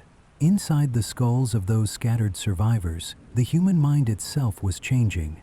Brains are costly organs. They demand energy, nearly a fifth of everything we eat in the case of modern humans. In harsh times, that seems like a disadvantage. Why invest so much in thought when calories are scarce? And yet, under the grinding pressures of near extinction, thought became a weapon more powerful than any claw or fang. The landscape of survival was no longer predictable. Herds shifted routes, rivers dried out without warning, seasons betrayed their patterns. To live in such a world required more than instinct. It required planning. Early humans who could look ahead even just a day or two had better chances of making it through. Those who could imagine tomorrow survived, while those who couldn't fell behind. Picture a small band deciding whether to stay by a dwindling stream or move toward distant hills. The choice is dangerous either way. To remain might mean thirst. To leave might mean exhaustion. Here, intelligence became survival itself. Those who weighed risks carefully, who remembered where rains had fallen in past years, who imagined what might lie beyond the ridge, those were the people who guided their groups to safety. Their decisions saved lives, and in saving lives, their way of thinking spread to future generations. This is how natural selection shapes the mind. Not suddenly, not in leaps, but in the slow, steady favoring of traits that help a group endure. Over thousands of years, the ability to plan and predict became as essential as fire and food. But planning alone was not enough. Human life depended on cooperation, and cooperation depended on understanding others. In a group of 20 or 30, every action mattered. A single quarrel could fracture bonds. A single misunderstanding could waste precious effort. Survival pressed humans to become experts in reading emotions, in sensing intentions, in knowing when to comfort, when to warn, when to stay silent. This ability, what scientists call social awareness, was not just useful, it was indispensable. To survive, humans had to imagine what was happening inside another mind. Was that frown a sign of hunger or of anger? Was the silence of a companion grief for a lost child or suspicion of betrayal? The more accurately one could read these signs, the smoother life within the group became. Groups where empathy thrived, endured. Groups where suspicion ruled often broke apart. And so empathy itself became an adaptation. Not softness, not weakness, but survival. To care for the sick, to share food with the injured, to protect children not your own. All of these behaviors created stronger, more resilient groups. Genes and traditions that encouraged cooperation spread through the fragile human network, while those that encouraged selfishness often led to isolation and failure. Slowly, over thousands of generations, brains responded to these demands. Fossil skulls from before the bottleneck show smaller cranial volumes compared to those that appear later. The change was not dramatic. Evolution does not rush, but it was consistent. The average human brain was gradually expanding, reshaping itself to meet the challenges of a world that tested intelligence at every turn. The growth of the brain was not uniform. Some regions expanded more than others. Areas linked to vision, memory, and planning became more pronounced. The prefrontal cortex, the part of the brain that weighs options, suppresses impulses, and imagines the future, became increasingly important. With it came not only better planning, but also the beginnings of self-control, the ability to resist acting on immediate desires for the sake of longer-term goals. This was revolutionary. An individual who could delay gratification, who could save food for tomorrow rather than eat it all today, gave their group an advantage. The very act of restraint, of waiting, became part of what it meant to be human. Language, or at least its early foundations, may also have taken root in this period. Clear evidence of spoken language comes much later, but the pressures were already there. Groups needed to share detailed knowledge, where the water holes were, which plants were safe, how to track a wounded animal. Gestures and sounds could convey much, but over time more precise communication gave groups an edge. The capacity for complex speech likely grew out of these long years of survival. Each small improvement passed on like a torch to the next generation. What is striking is that intelligence in this context was not about inventing grand new things. It was about weaving together memory, observation, and imagination. It was about holding in one's mind the map of a landscape, the needs of companions, the timing of seasons. It was about juggling many fragile pieces of information at once. Brains that managed this complexity flourished. Consider a mother teaching her child which tubers were safe to eat. She does not simply show the plant.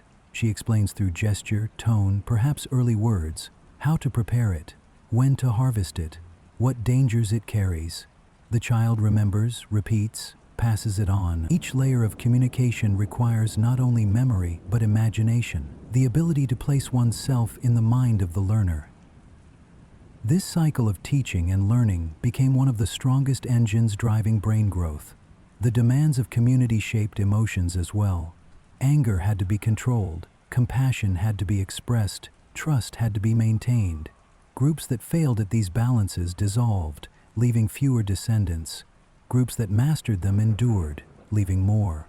The brain was sculpted not only by the environment, but by the bonds between people. By modern standards, these early humans still lived simple lives. Their tools were plain, their shelters temporary, their numbers small. But inside, something extraordinary was taking shape.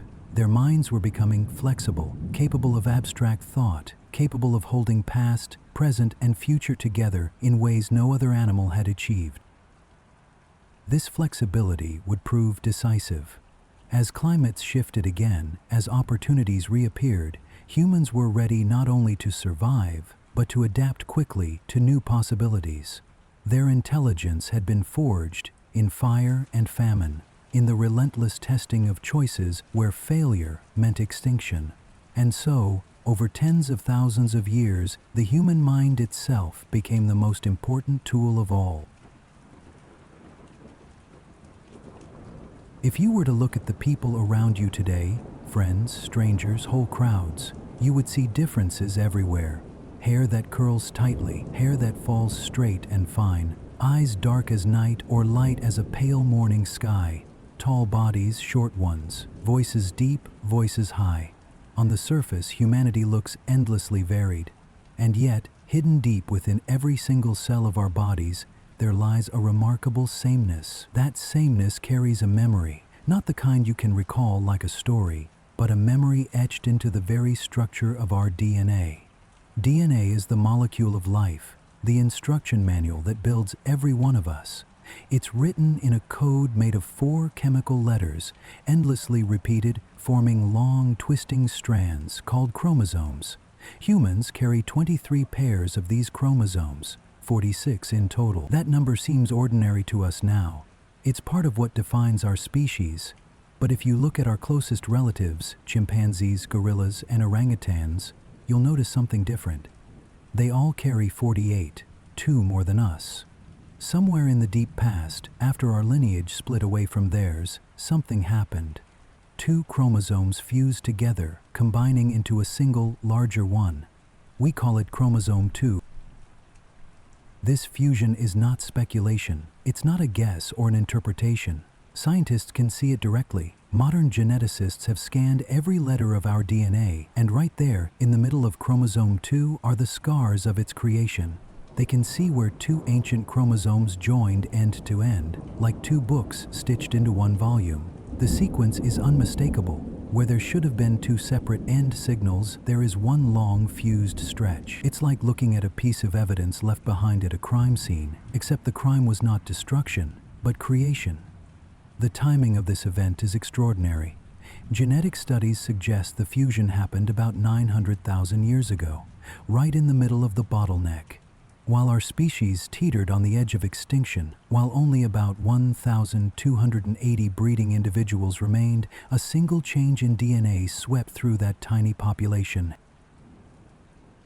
At first glance, this might not seem so important. Chromosome fusion doesn't necessarily change the information inside the DNA. It simply rearranges it, placing genes that were once on separate strands side by side. But that rearrangement can have consequences. Genes that were once apart may begin to interact in new ways. Some may be switched on or off differently. The fusion can alter how our cells copy DNA or how chromosomes line up during reproduction. For us, this fusion became permanent. Every human alive today carries chromosome 2. Every single one of us can trace it back to that ancient moment of fusion during the darkest period in our lineage. It's worth pausing here, because this is not a common event. Chromosome fusion does not happen often in the history of life. You might think of it as an accident, a rare mishap when cells are dividing. Most of the time, such changes either have no effect, or they harm the organism so badly it doesn't survive. But occasionally the change sticks, and in our case it spread until it defined the entire species. Why? The answer may lie in population size. In a group of millions, a rare mutation might appear, but it usually gets lost. There are too many other individuals, too much genetic noise. But in a group of just over 1,000, things are different. If even 1 or 2 individuals carried the fused chromosome, and if they survived to reproduce, their children would inherit it. Within a few generations, that mutation could sweep across the entire population. What would have been a tiny drop in an ocean became a wave that touched every life that came after. This is why scientists describe the bottleneck as an evolutionary pressure cooker. Small populations amplify unusual changes, they spread faster, and they become permanent. Chromosome 2 is living proof of this. But the fusion is not the only trace of those desperate times. Our entire genome carries the marks of survival under extreme stress. One of the clearest signs is our unusually low genetic diversity. Compared to chimpanzees who live in scattered groups across Africa, humans are startlingly uniform.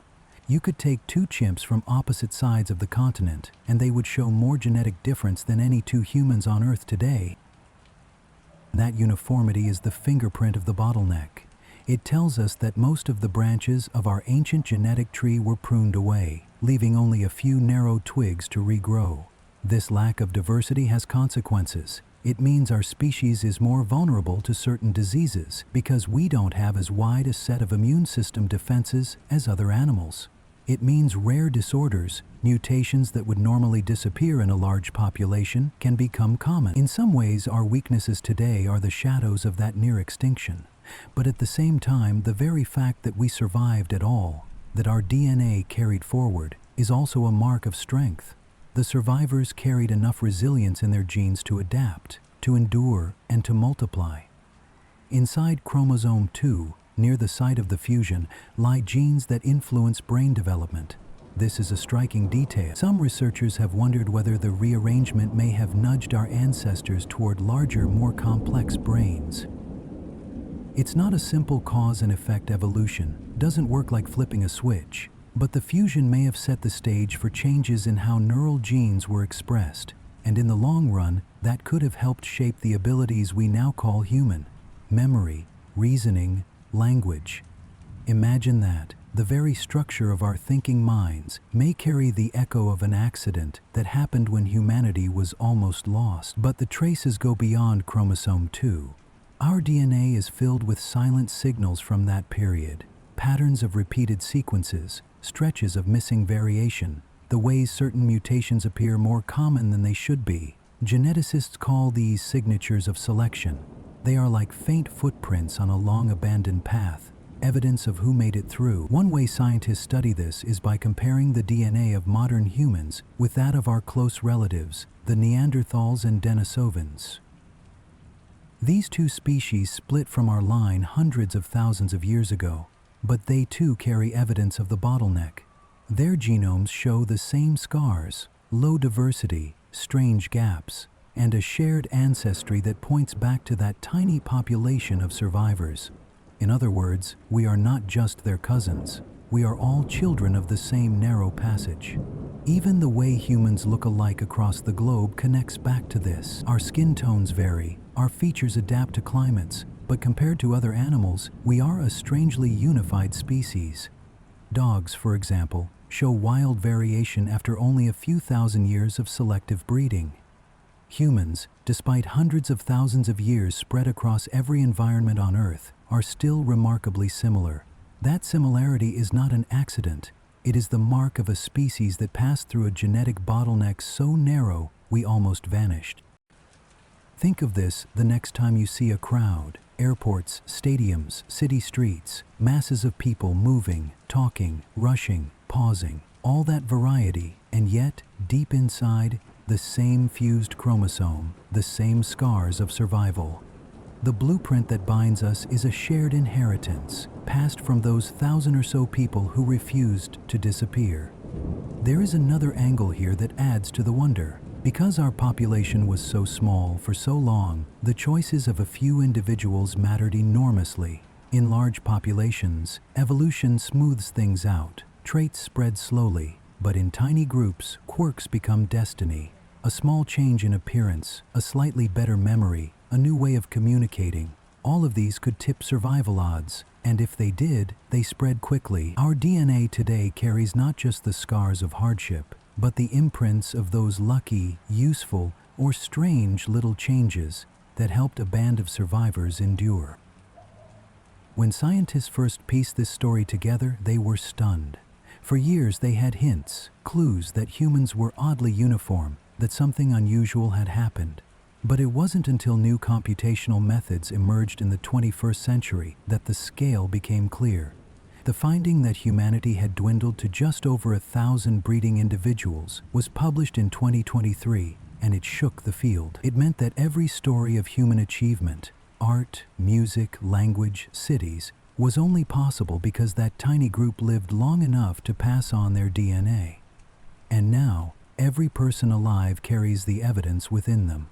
The scar of a fused chromosome, the uniformity of genes that survived, the subtle signatures of selection. To look at our DNA is to look at a time capsule, one that whispers of droughts, migrations, tiny fires burning in the night, and the desperate ingenuity of a people who should have vanished but didn't. This is perhaps the most humbling part. We often think of ourselves as individuals, unique and separate, but in truth, we are profoundly connected. Every cell in your body carries proof that you are the descendant of the same small group as everyone else alive today. That unity is not a metaphor. It's biology. It's written into the spirals of our DNA. And so, as we move forward in the story, from the near death of our species toward its slow recovery, we carry these traces with us. They remind us where we came from. They remind us how fragile survival once was. And they remind us that our present abundance, billions of lives, endless variety, is built on the narrowest of foundations, a single fused chromosome, and the will of a few hundred families to keep going when everything else collapsed. After more than 100,000 years of surviving on the edge, something began to shift. It did not happen in a single year or even a single lifetime. It unfolded slowly, almost imperceptibly, across the generations. Yet for early humans, the changes were undeniable. The world, which had long been a harsh and unforgiving place, started to soften. The signs of recovery were subtle at first. A stream that flowed longer than usual after the rains. A herd of animals returning to graze where none had been seen for decades. A patch of green sprouting where once there had been only dust. For countless generations, people had lived with uncertainty as their constant companion. Each season could bring catastrophe, and survival was never guaranteed. But gradually, the balance began to tilt. Rains became more reliable. Rivers carved their paths once more through dry valleys. The barren landscapes that had stretched endlessly into the horizon started to blossom again. This shift was not random. It was part of a larger pattern in Earth's climate. About 800,000 years ago, the cycles that had plunged the planet into brutal droughts and ice ages began to stabilize slightly. The great rhythm of glacial advance and retreat continued, but in many regions, the extremes eased just enough to allow life to flourish again. In Africa, where the core group of human survivors clung to existence, grasslands began to recover. Forests slowly expanded. Animals that had been pushed to the brink returned in cautious numbers. Imagine what this meant for those small human bands. For centuries beyond counting, they had followed meager resources, scraping together meals from roots, insects, and the occasional lucky hunt. Now, the landscape began to offer more. Herds of antelope and zebra returned to familiar ranges. Birds nested in greater numbers, their eggs becoming a steady food source. Plants that had long been scarce began to grow in larger patches, giving families more options for gathering. Survival, while still difficult, was no longer quite as desperate. Archaeologists can trace this recovery in the faint record left behind. Stone tools from this period become more numerous, scattered across wider regions. It suggests that humans were spreading again, exploring new areas as they became habitable once more. Sites that had been abandoned during the worst droughts show signs of reoccupation. Charcoal from ancient hearths becomes more common, evidence of fires burning steadily in caves and open camps. These are the quiet footprints of expansion, the signals of a species beginning to rise from the brink. But expansion did not mean instant abundance. Even with the climate easing, life demanded caution. Populations grew slowly because the memory of scarcity lingered in every choice. People still moved carefully, following the rhythms of the seasons, testing new areas before committing to them. A valley that seemed green one year might dry out the next. A river that flowed strong could vanish again in drought. But little by little, the patches of stability spread, and so did humans. This gradual increase in numbers meant something important for our ancestors. With larger groups came more opportunities to share ideas and to refine survival strategies. Where once knowledge may have flickered and vanished if one elder died, now it had more chances to be passed on. Cultural memory deepened, skills became more widespread, traditions grew more resilient. Humanity was still fragile, but no longer balanced on a knife's edge. Another sign of recovery can be seen in the animals themselves. Fossil evidence shows that many large species, once reduced to tiny populations, began to thrive again. Antelope herds expanded. Elephants, which require vast areas to roam, returned to landscapes where they had vanished. Even predators like lions and leopards began to rebound, a sure sign that ecosystems were regaining balance. For humans, this was both opportunity and risk. More animals meant more potential food, but also greater danger from predators. It required sharper awareness, better tools, and closer cooperation within groups. And cooperation, which had been the lifeline during the bottleneck, now became the foundation of growth. Families that once had to stay small and mobile began forming looser ties with neighboring groups. They met at rivers, exchanged information about water and food, and sometimes shared mates. These connections wove a wider human presence across the land, helping the population recover not as isolated bands, but as a fragile interlinked network. The return of water was particularly transformative. Rivers and lakes are more than just places to drink, they are lifelines for entire ecosystems. As rains returned, many rivers that had been seasonal became more consistent. Along their banks, plants flourished, attracting herds of grazing animals. Fish, turtles, and crocodiles provided new sources of food.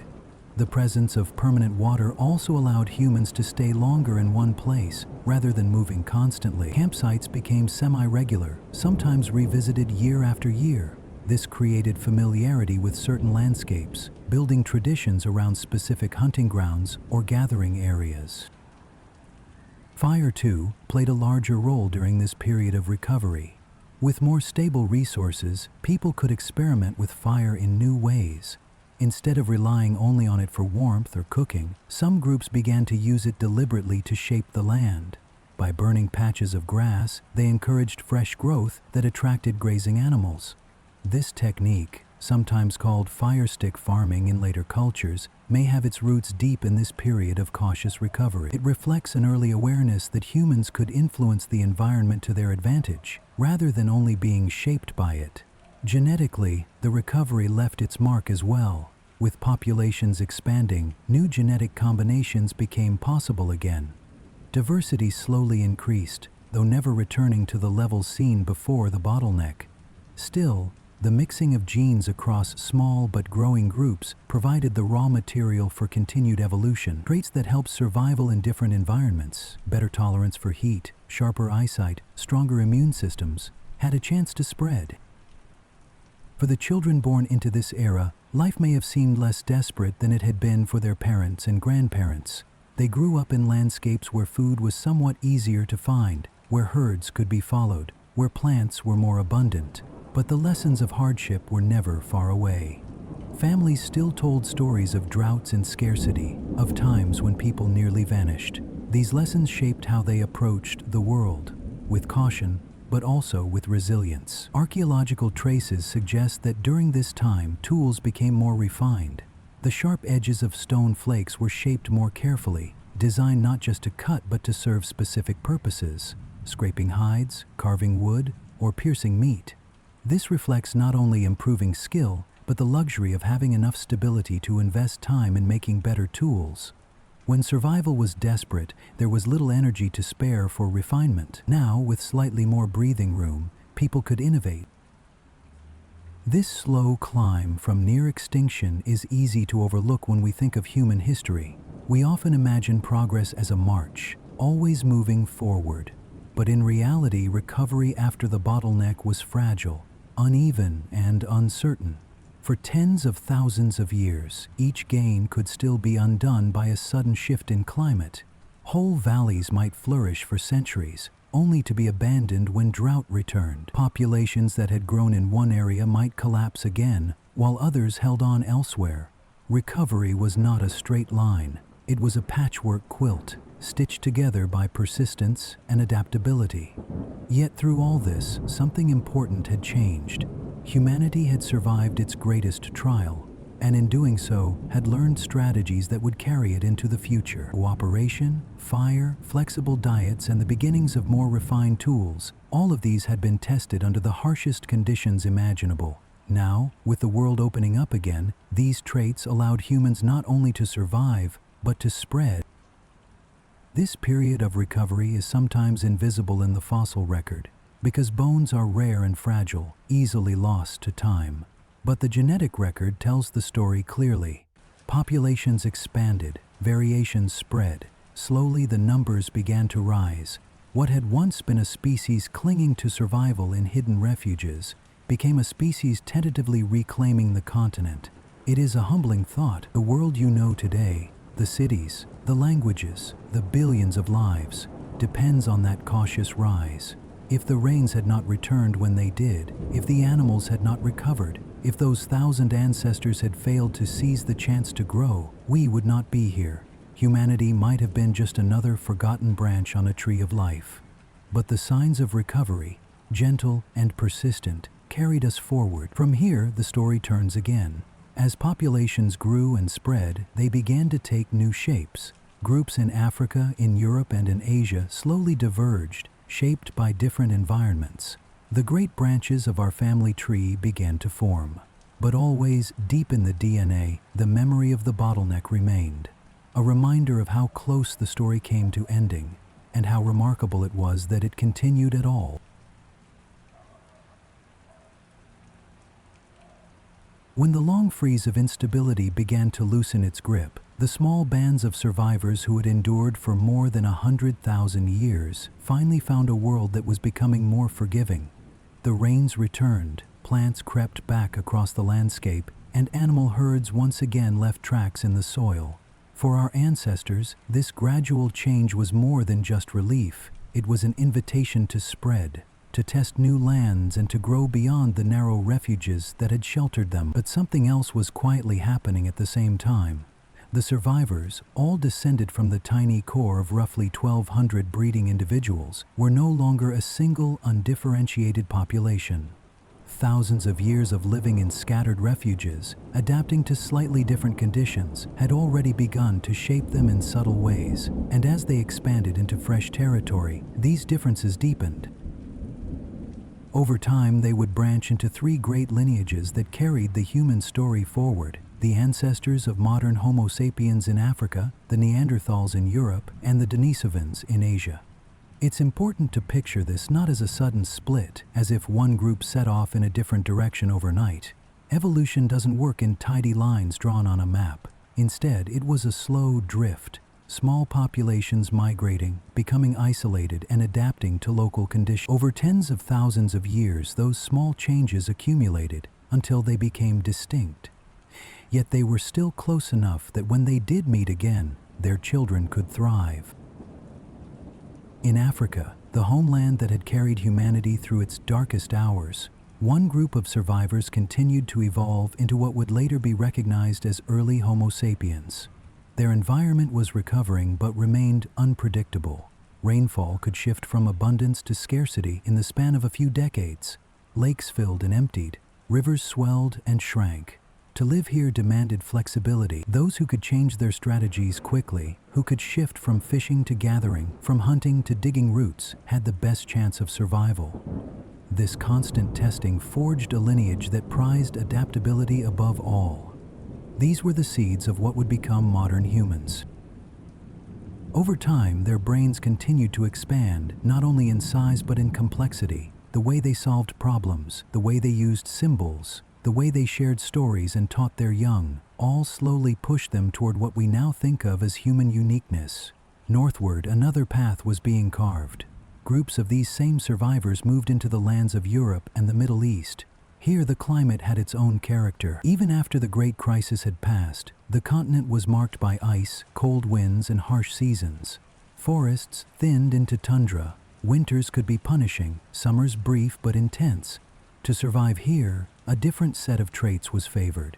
Bodies grew more robust, with strong bones and powerful muscles to endure the cold and to hunt the heavy animals of the north: mammoths, woolly rhinoceroses, great bison. Noses became larger and broader, helping to warm the frigid air before it reached the lungs. Slowly, the people of these regions became distinct: the Neanderthals. They were not brutish caricatures as they were once imagined. Fossils show evidence of care for the injured, tools crafted with precision, even hints of symbolic behavior, beads, pigments, and burials that suggest an awareness of meaning beyond survival. The Neanderthals were not a failed experiment, but a fully human path shaped by Europe's ice and stone. Farther east, yet another group of survivors carried the story into Asia.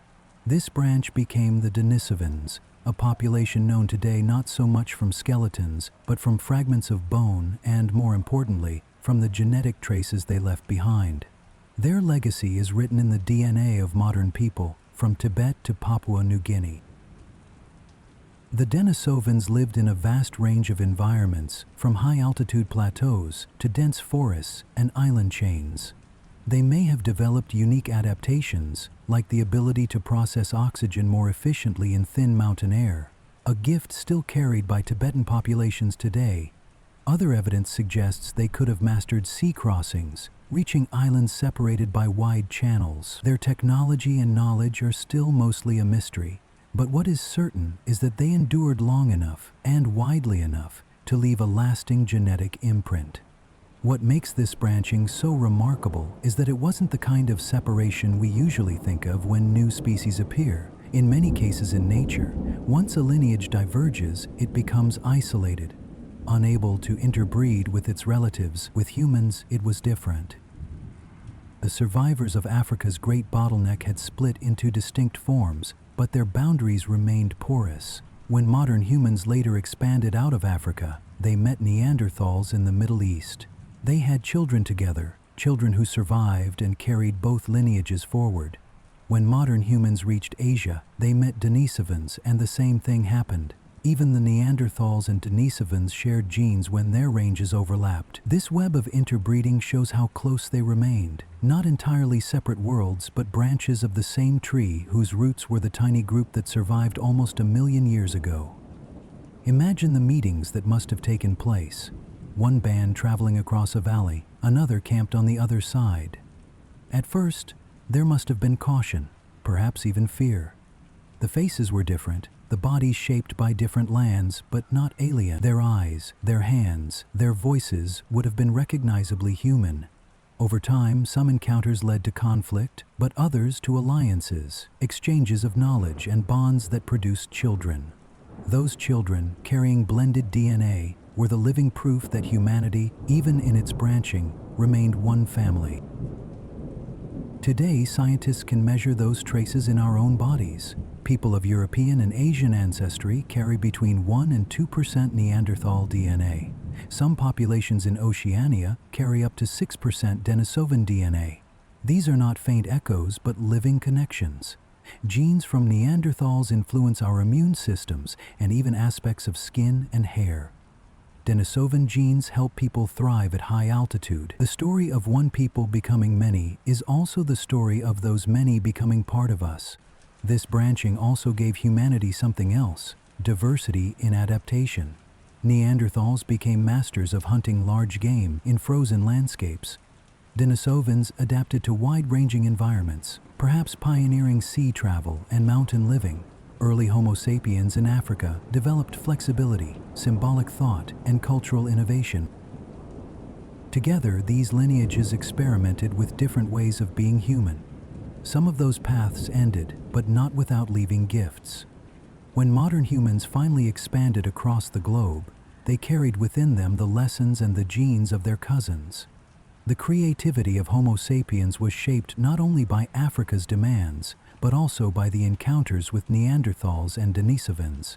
whose bloodlines run through us still. The branching of humanity into three great lineages can be seen as both a scattering and a weaving. Scattering, because groups moved into separate lands and evolved their own traits.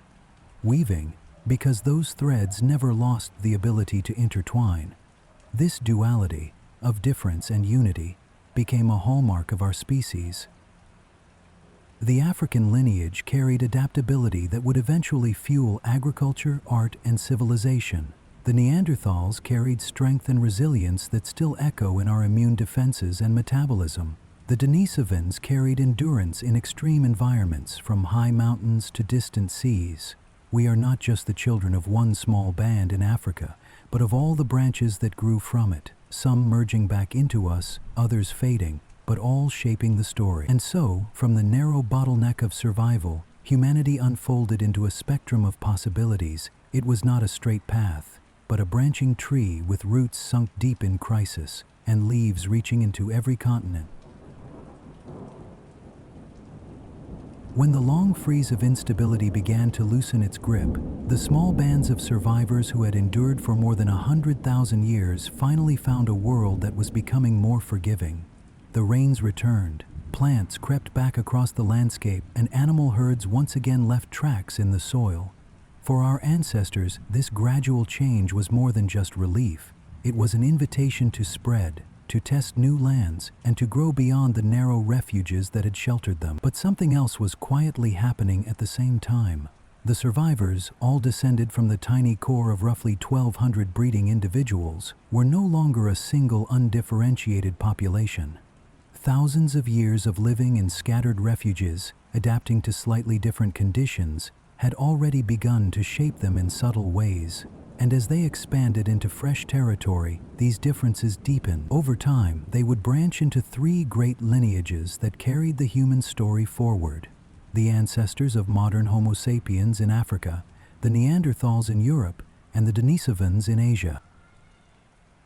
It's important to picture this not as a sudden split, as if one group set off in a different direction overnight. Evolution doesn't work in tidy lines drawn on a map. Instead, it was a slow drift, small populations migrating, becoming isolated, and adapting to local conditions.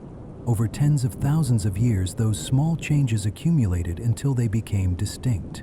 Yet they were still close enough that when they did meet again, their children could thrive. In Africa, the homeland that had carried humanity through its darkest hours, one group of survivors continued to evolve into what would later be recognized as early Homo sapiens.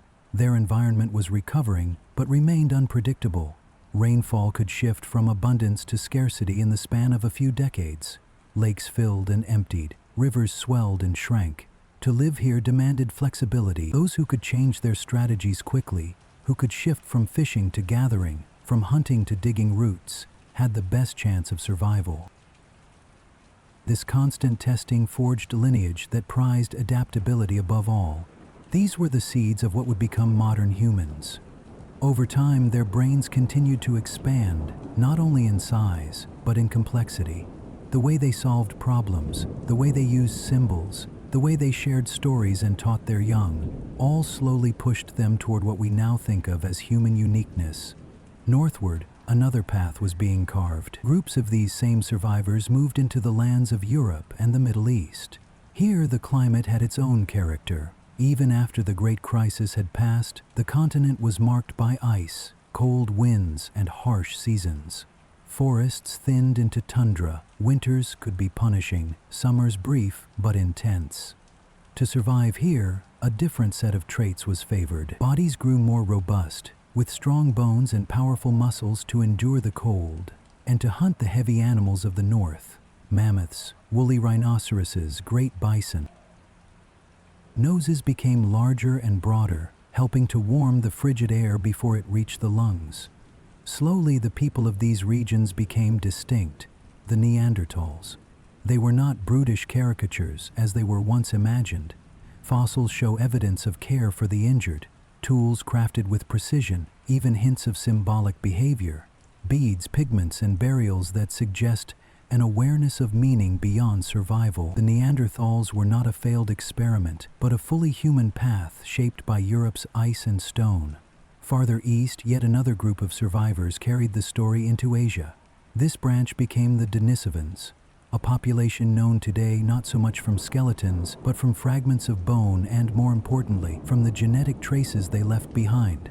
Their legacy is written in the DNA of modern people from Tibet to Papua New Guinea. The Denisovans lived in a vast range of environments, from high-altitude plateaus to dense forests and island chains.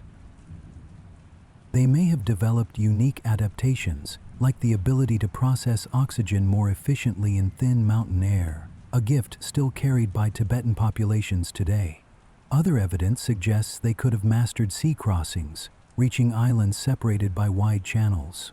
Their technology and knowledge are still mostly a mystery, but what is certain is that they endured long enough and widely enough to leave a lasting genetic imprint. What makes this branching so remarkable is that it wasn't the kind of separation we usually think of when new species appear. In many cases in nature, once a lineage diverges, it becomes isolated, unable to interbreed with its relatives. With humans, it was different. The survivors of Africa's Great Bottleneck had split into distinct forms, but their boundaries remained porous. When modern humans later expanded out of Africa, they met Neanderthals in the Middle East. They had children together, children who survived and carried both lineages forward. When modern humans reached Asia, they met Denisovans, and the same thing happened. Even the Neanderthals and Denisovans shared genes when their ranges overlapped. This web of interbreeding shows how close they remained, not entirely separate worlds, but branches of the same tree, whose roots were the tiny group that survived almost 1,000,000 years ago. Imagine the meetings that must have taken place. One band traveling across a valley, another camped on the other side. At first, there must have been caution, perhaps even fear. The faces were different, the bodies shaped by different lands, but not alien. Their eyes, their hands, their voices would have been recognizably human. Over time, some encounters led to conflict, but others to alliances, exchanges of knowledge, and bonds that produced children. Those children, carrying blended DNA, were the living proof that humanity, even in its branching, remained one family. Today, scientists can measure those traces in our own bodies. People of European and Asian ancestry carry between 1 and 2% Neanderthal DNA. Some populations in Oceania carry up to 6% Denisovan DNA. These are not faint echoes, but living connections. Genes from Neanderthals influence our immune systems, and even aspects of skin and hair. Denisovan genes help people thrive at high altitude. The story of one people becoming many is also the story of those many becoming part of us. This branching also gave humanity something else: diversity in adaptation. Neanderthals became masters of hunting large game in frozen landscapes. Denisovans adapted to wide-ranging environments, perhaps pioneering sea travel and mountain living. Early Homo sapiens in Africa developed flexibility, symbolic thought, and cultural innovation. Together, these lineages experimented with different ways of being human. Some of those paths ended, but not without leaving gifts. When modern humans finally expanded across the globe, they carried within them the lessons and the genes of their cousins. The creativity of Homo sapiens was shaped not only by Africa's demands, but also by the encounters with Neanderthals and Denisovans, whose bloodlines run through us still. The branching of humanity into 3 great lineages can be seen as both a scattering and a weaving. Scattering, because groups moved into separate lands and evolved their own traits. Weaving, because those threads never lost the ability to intertwine. This duality of difference and unity became a hallmark of our species. The African lineage carried adaptability that would eventually fuel agriculture, art, and civilization. The Neanderthals carried strength and resilience that still echo in our immune defenses and metabolism. The Denisovans carried endurance in extreme environments, from high mountains to distant seas. We are not just the children of one small band in Africa, but of all the branches that grew from it, some merging back into us, others fading, but all shaping the story. And so, from the narrow bottleneck of survival, humanity unfolded into a spectrum of possibilities. It was not a straight path, but a branching tree with roots sunk deep in crisis and leaves reaching into every continent. When we look at the vastness of today's world, more than 8 billion people spread across continents, speaking thousands of languages, creating endless cultures and traditions, it is easy to forget how narrow the beginning really was. Every face in every city, every family in every village, every crowd at every gathering can trace its ancestry back to the same small circle of survivors, no larger than the population of a single town. That reality is both humbling and unifying. Beneath the surface of our differences lies a shared story. The color of our skin, the shapes of our features, the accents in our voices, these are threads woven much later. The root is the same. We are all children of a fragile line that passed through the bottleneck almost 900,000 years ago. This shared ancestry left marks that we carry still. One of them is our low genetic diversity. Compared to many animals, humans are remarkably similar. Two penguins from opposite ends of the Antarctic can show more genetic variation than two humans who grew up on different continents. It is an unusual trait for a species so numerous and widespread. At first, this might seem like a strength. After all, similarity brings unity, but in biology, uniformity can be a weakness. When genetic diversity is low, a single disease can spread quickly because too many individuals share the same vulnerabilities. This has been true throughout history. Epidemics, from the Black Death in medieval Europe to more recent global outbreaks, remind us how easily illness can cut through populations that lack broad defenses. Part of that fragility is an echo of the ancient bottleneck, when our genetic deck of cards was shuffled down to just a handful of possibilities. Another weakness that lingers is the risk of inherited disorders. In large, varied populations, harmful mutations tend to be diluted. But in smaller ones, and in their descendants, those mutations can remain, passed down through countless generations.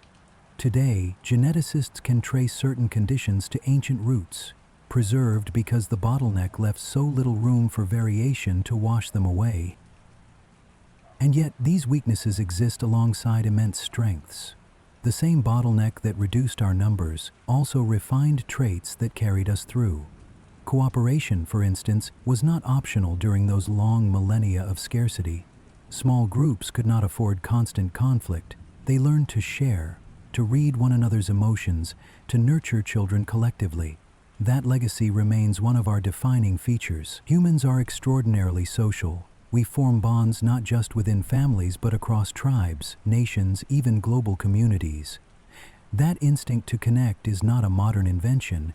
It is an inheritance from a time when connection was survival itself. Adaptability is another gift from that era. The survivors lived in shifting environments where no resource was guaranteed. One season might bring rain, the next drought. Herds appeared and vanished. The groups that endured were the ones that could adjust quickly, moving, experimenting with new foods, reshaping their tools, finding opportunity in change. Today, that same adaptability is visible in the way humans live everywhere, from deserts to rainforests, from tundra to islands, even in the artificial landscapes of cities. We are generalists in the most remarkable sense, a trait born of necessity when the world nearly crushed us. And then there is imagination.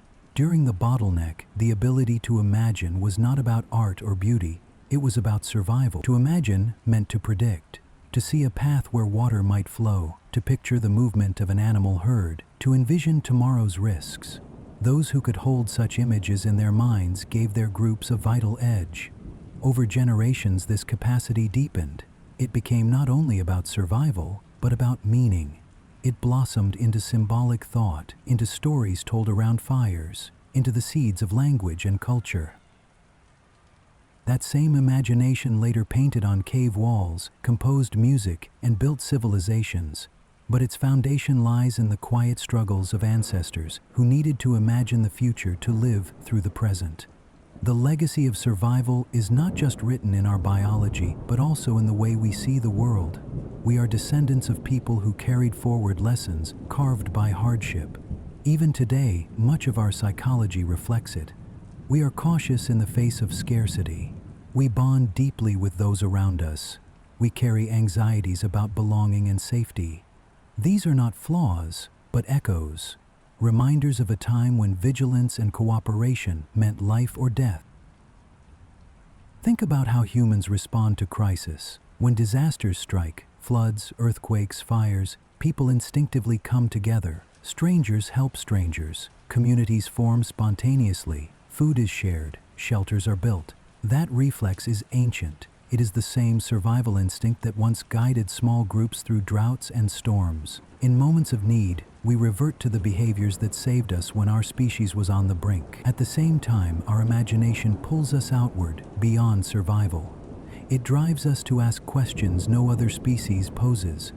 Where do we come from? What is our purpose? What lies beyond the stars?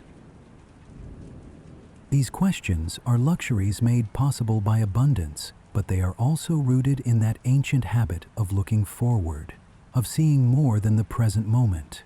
In this sense, the bottleneck not only saved us, but set the stage for the human curiosity that shapes our lives today. The story of our survival also carries a lesson about unity. For much of history, humans have divided themselves by culture, by nation, by belief. Wars have been fought over differences that seem vast in the moment, and yet, from the perspective of deep time, those differences are vanishingly small. Every person alive shares the same fragile origin. Whether one's ancestors lived in Africa, Europe, Asia, or the Pacific, the trail always winds back to the same 1,000 or so survivors who clung to life in the face of extinction. That realization changes how we see ourselves. It means that hatred between groups is, in a sense, a quarrel within one family. It means that compassion for strangers is, at its root, a recognition of kinship. And it means that our diversity, far from dividing us, is a tapestry woven from a single thread. Science has only recently illuminated this story. For centuries, people wondered about human origins. Myths told of first parents, of chosen tribes, of beginnings wrapped in mystery. It was only through genetics, through the quiet reading of the code inside our cells, that the true story emerged. Chromosomes told of the fusion that shaped us. Sequences revealed the scars of the bottleneck.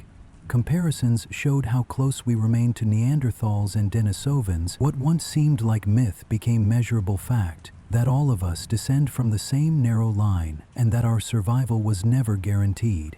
This knowledge is powerful not just for what it explains about the past, but for what it teaches about the future. If survival once depended on cooperation, adaptability, and imagination, perhaps it still does. The threats we face today are different: climate change, pandemics, resource strain, but the principles remain. We endure not by standing alone, but by standing together.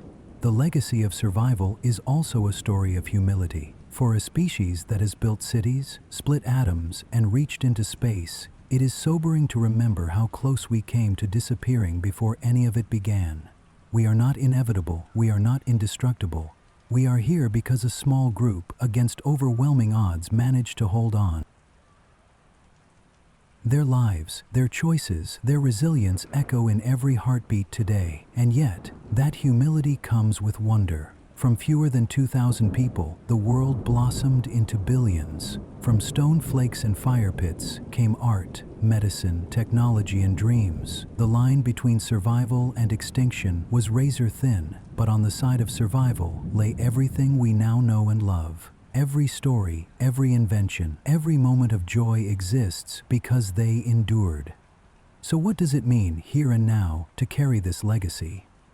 It means to recognize both our fragility and our strength. We are vulnerable to disease, to disaster, to the consequences of our own actions. But we are also capable of cooperation beyond measure, of adaptation to any challenge, of imagining solutions before problems overwhelm us. Perhaps most of all, it means to honor the truth that we are one family. Beneath the surface, there are no strangers.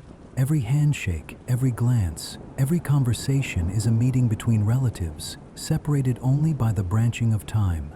The divisions we draw are recent, the unity beneath them ancient and enduring. We are, all of us, the children of survivors. Survivors who lived through droughts and famines, who carried embers through the night, who taught their children where to find water, who held together when everything around them fractured. Survivors who passed through the narrowest of gates and stepped into a world that allowed them, and us, to flourish. That is the legacy we carry. Fragile, profound, and unbroken.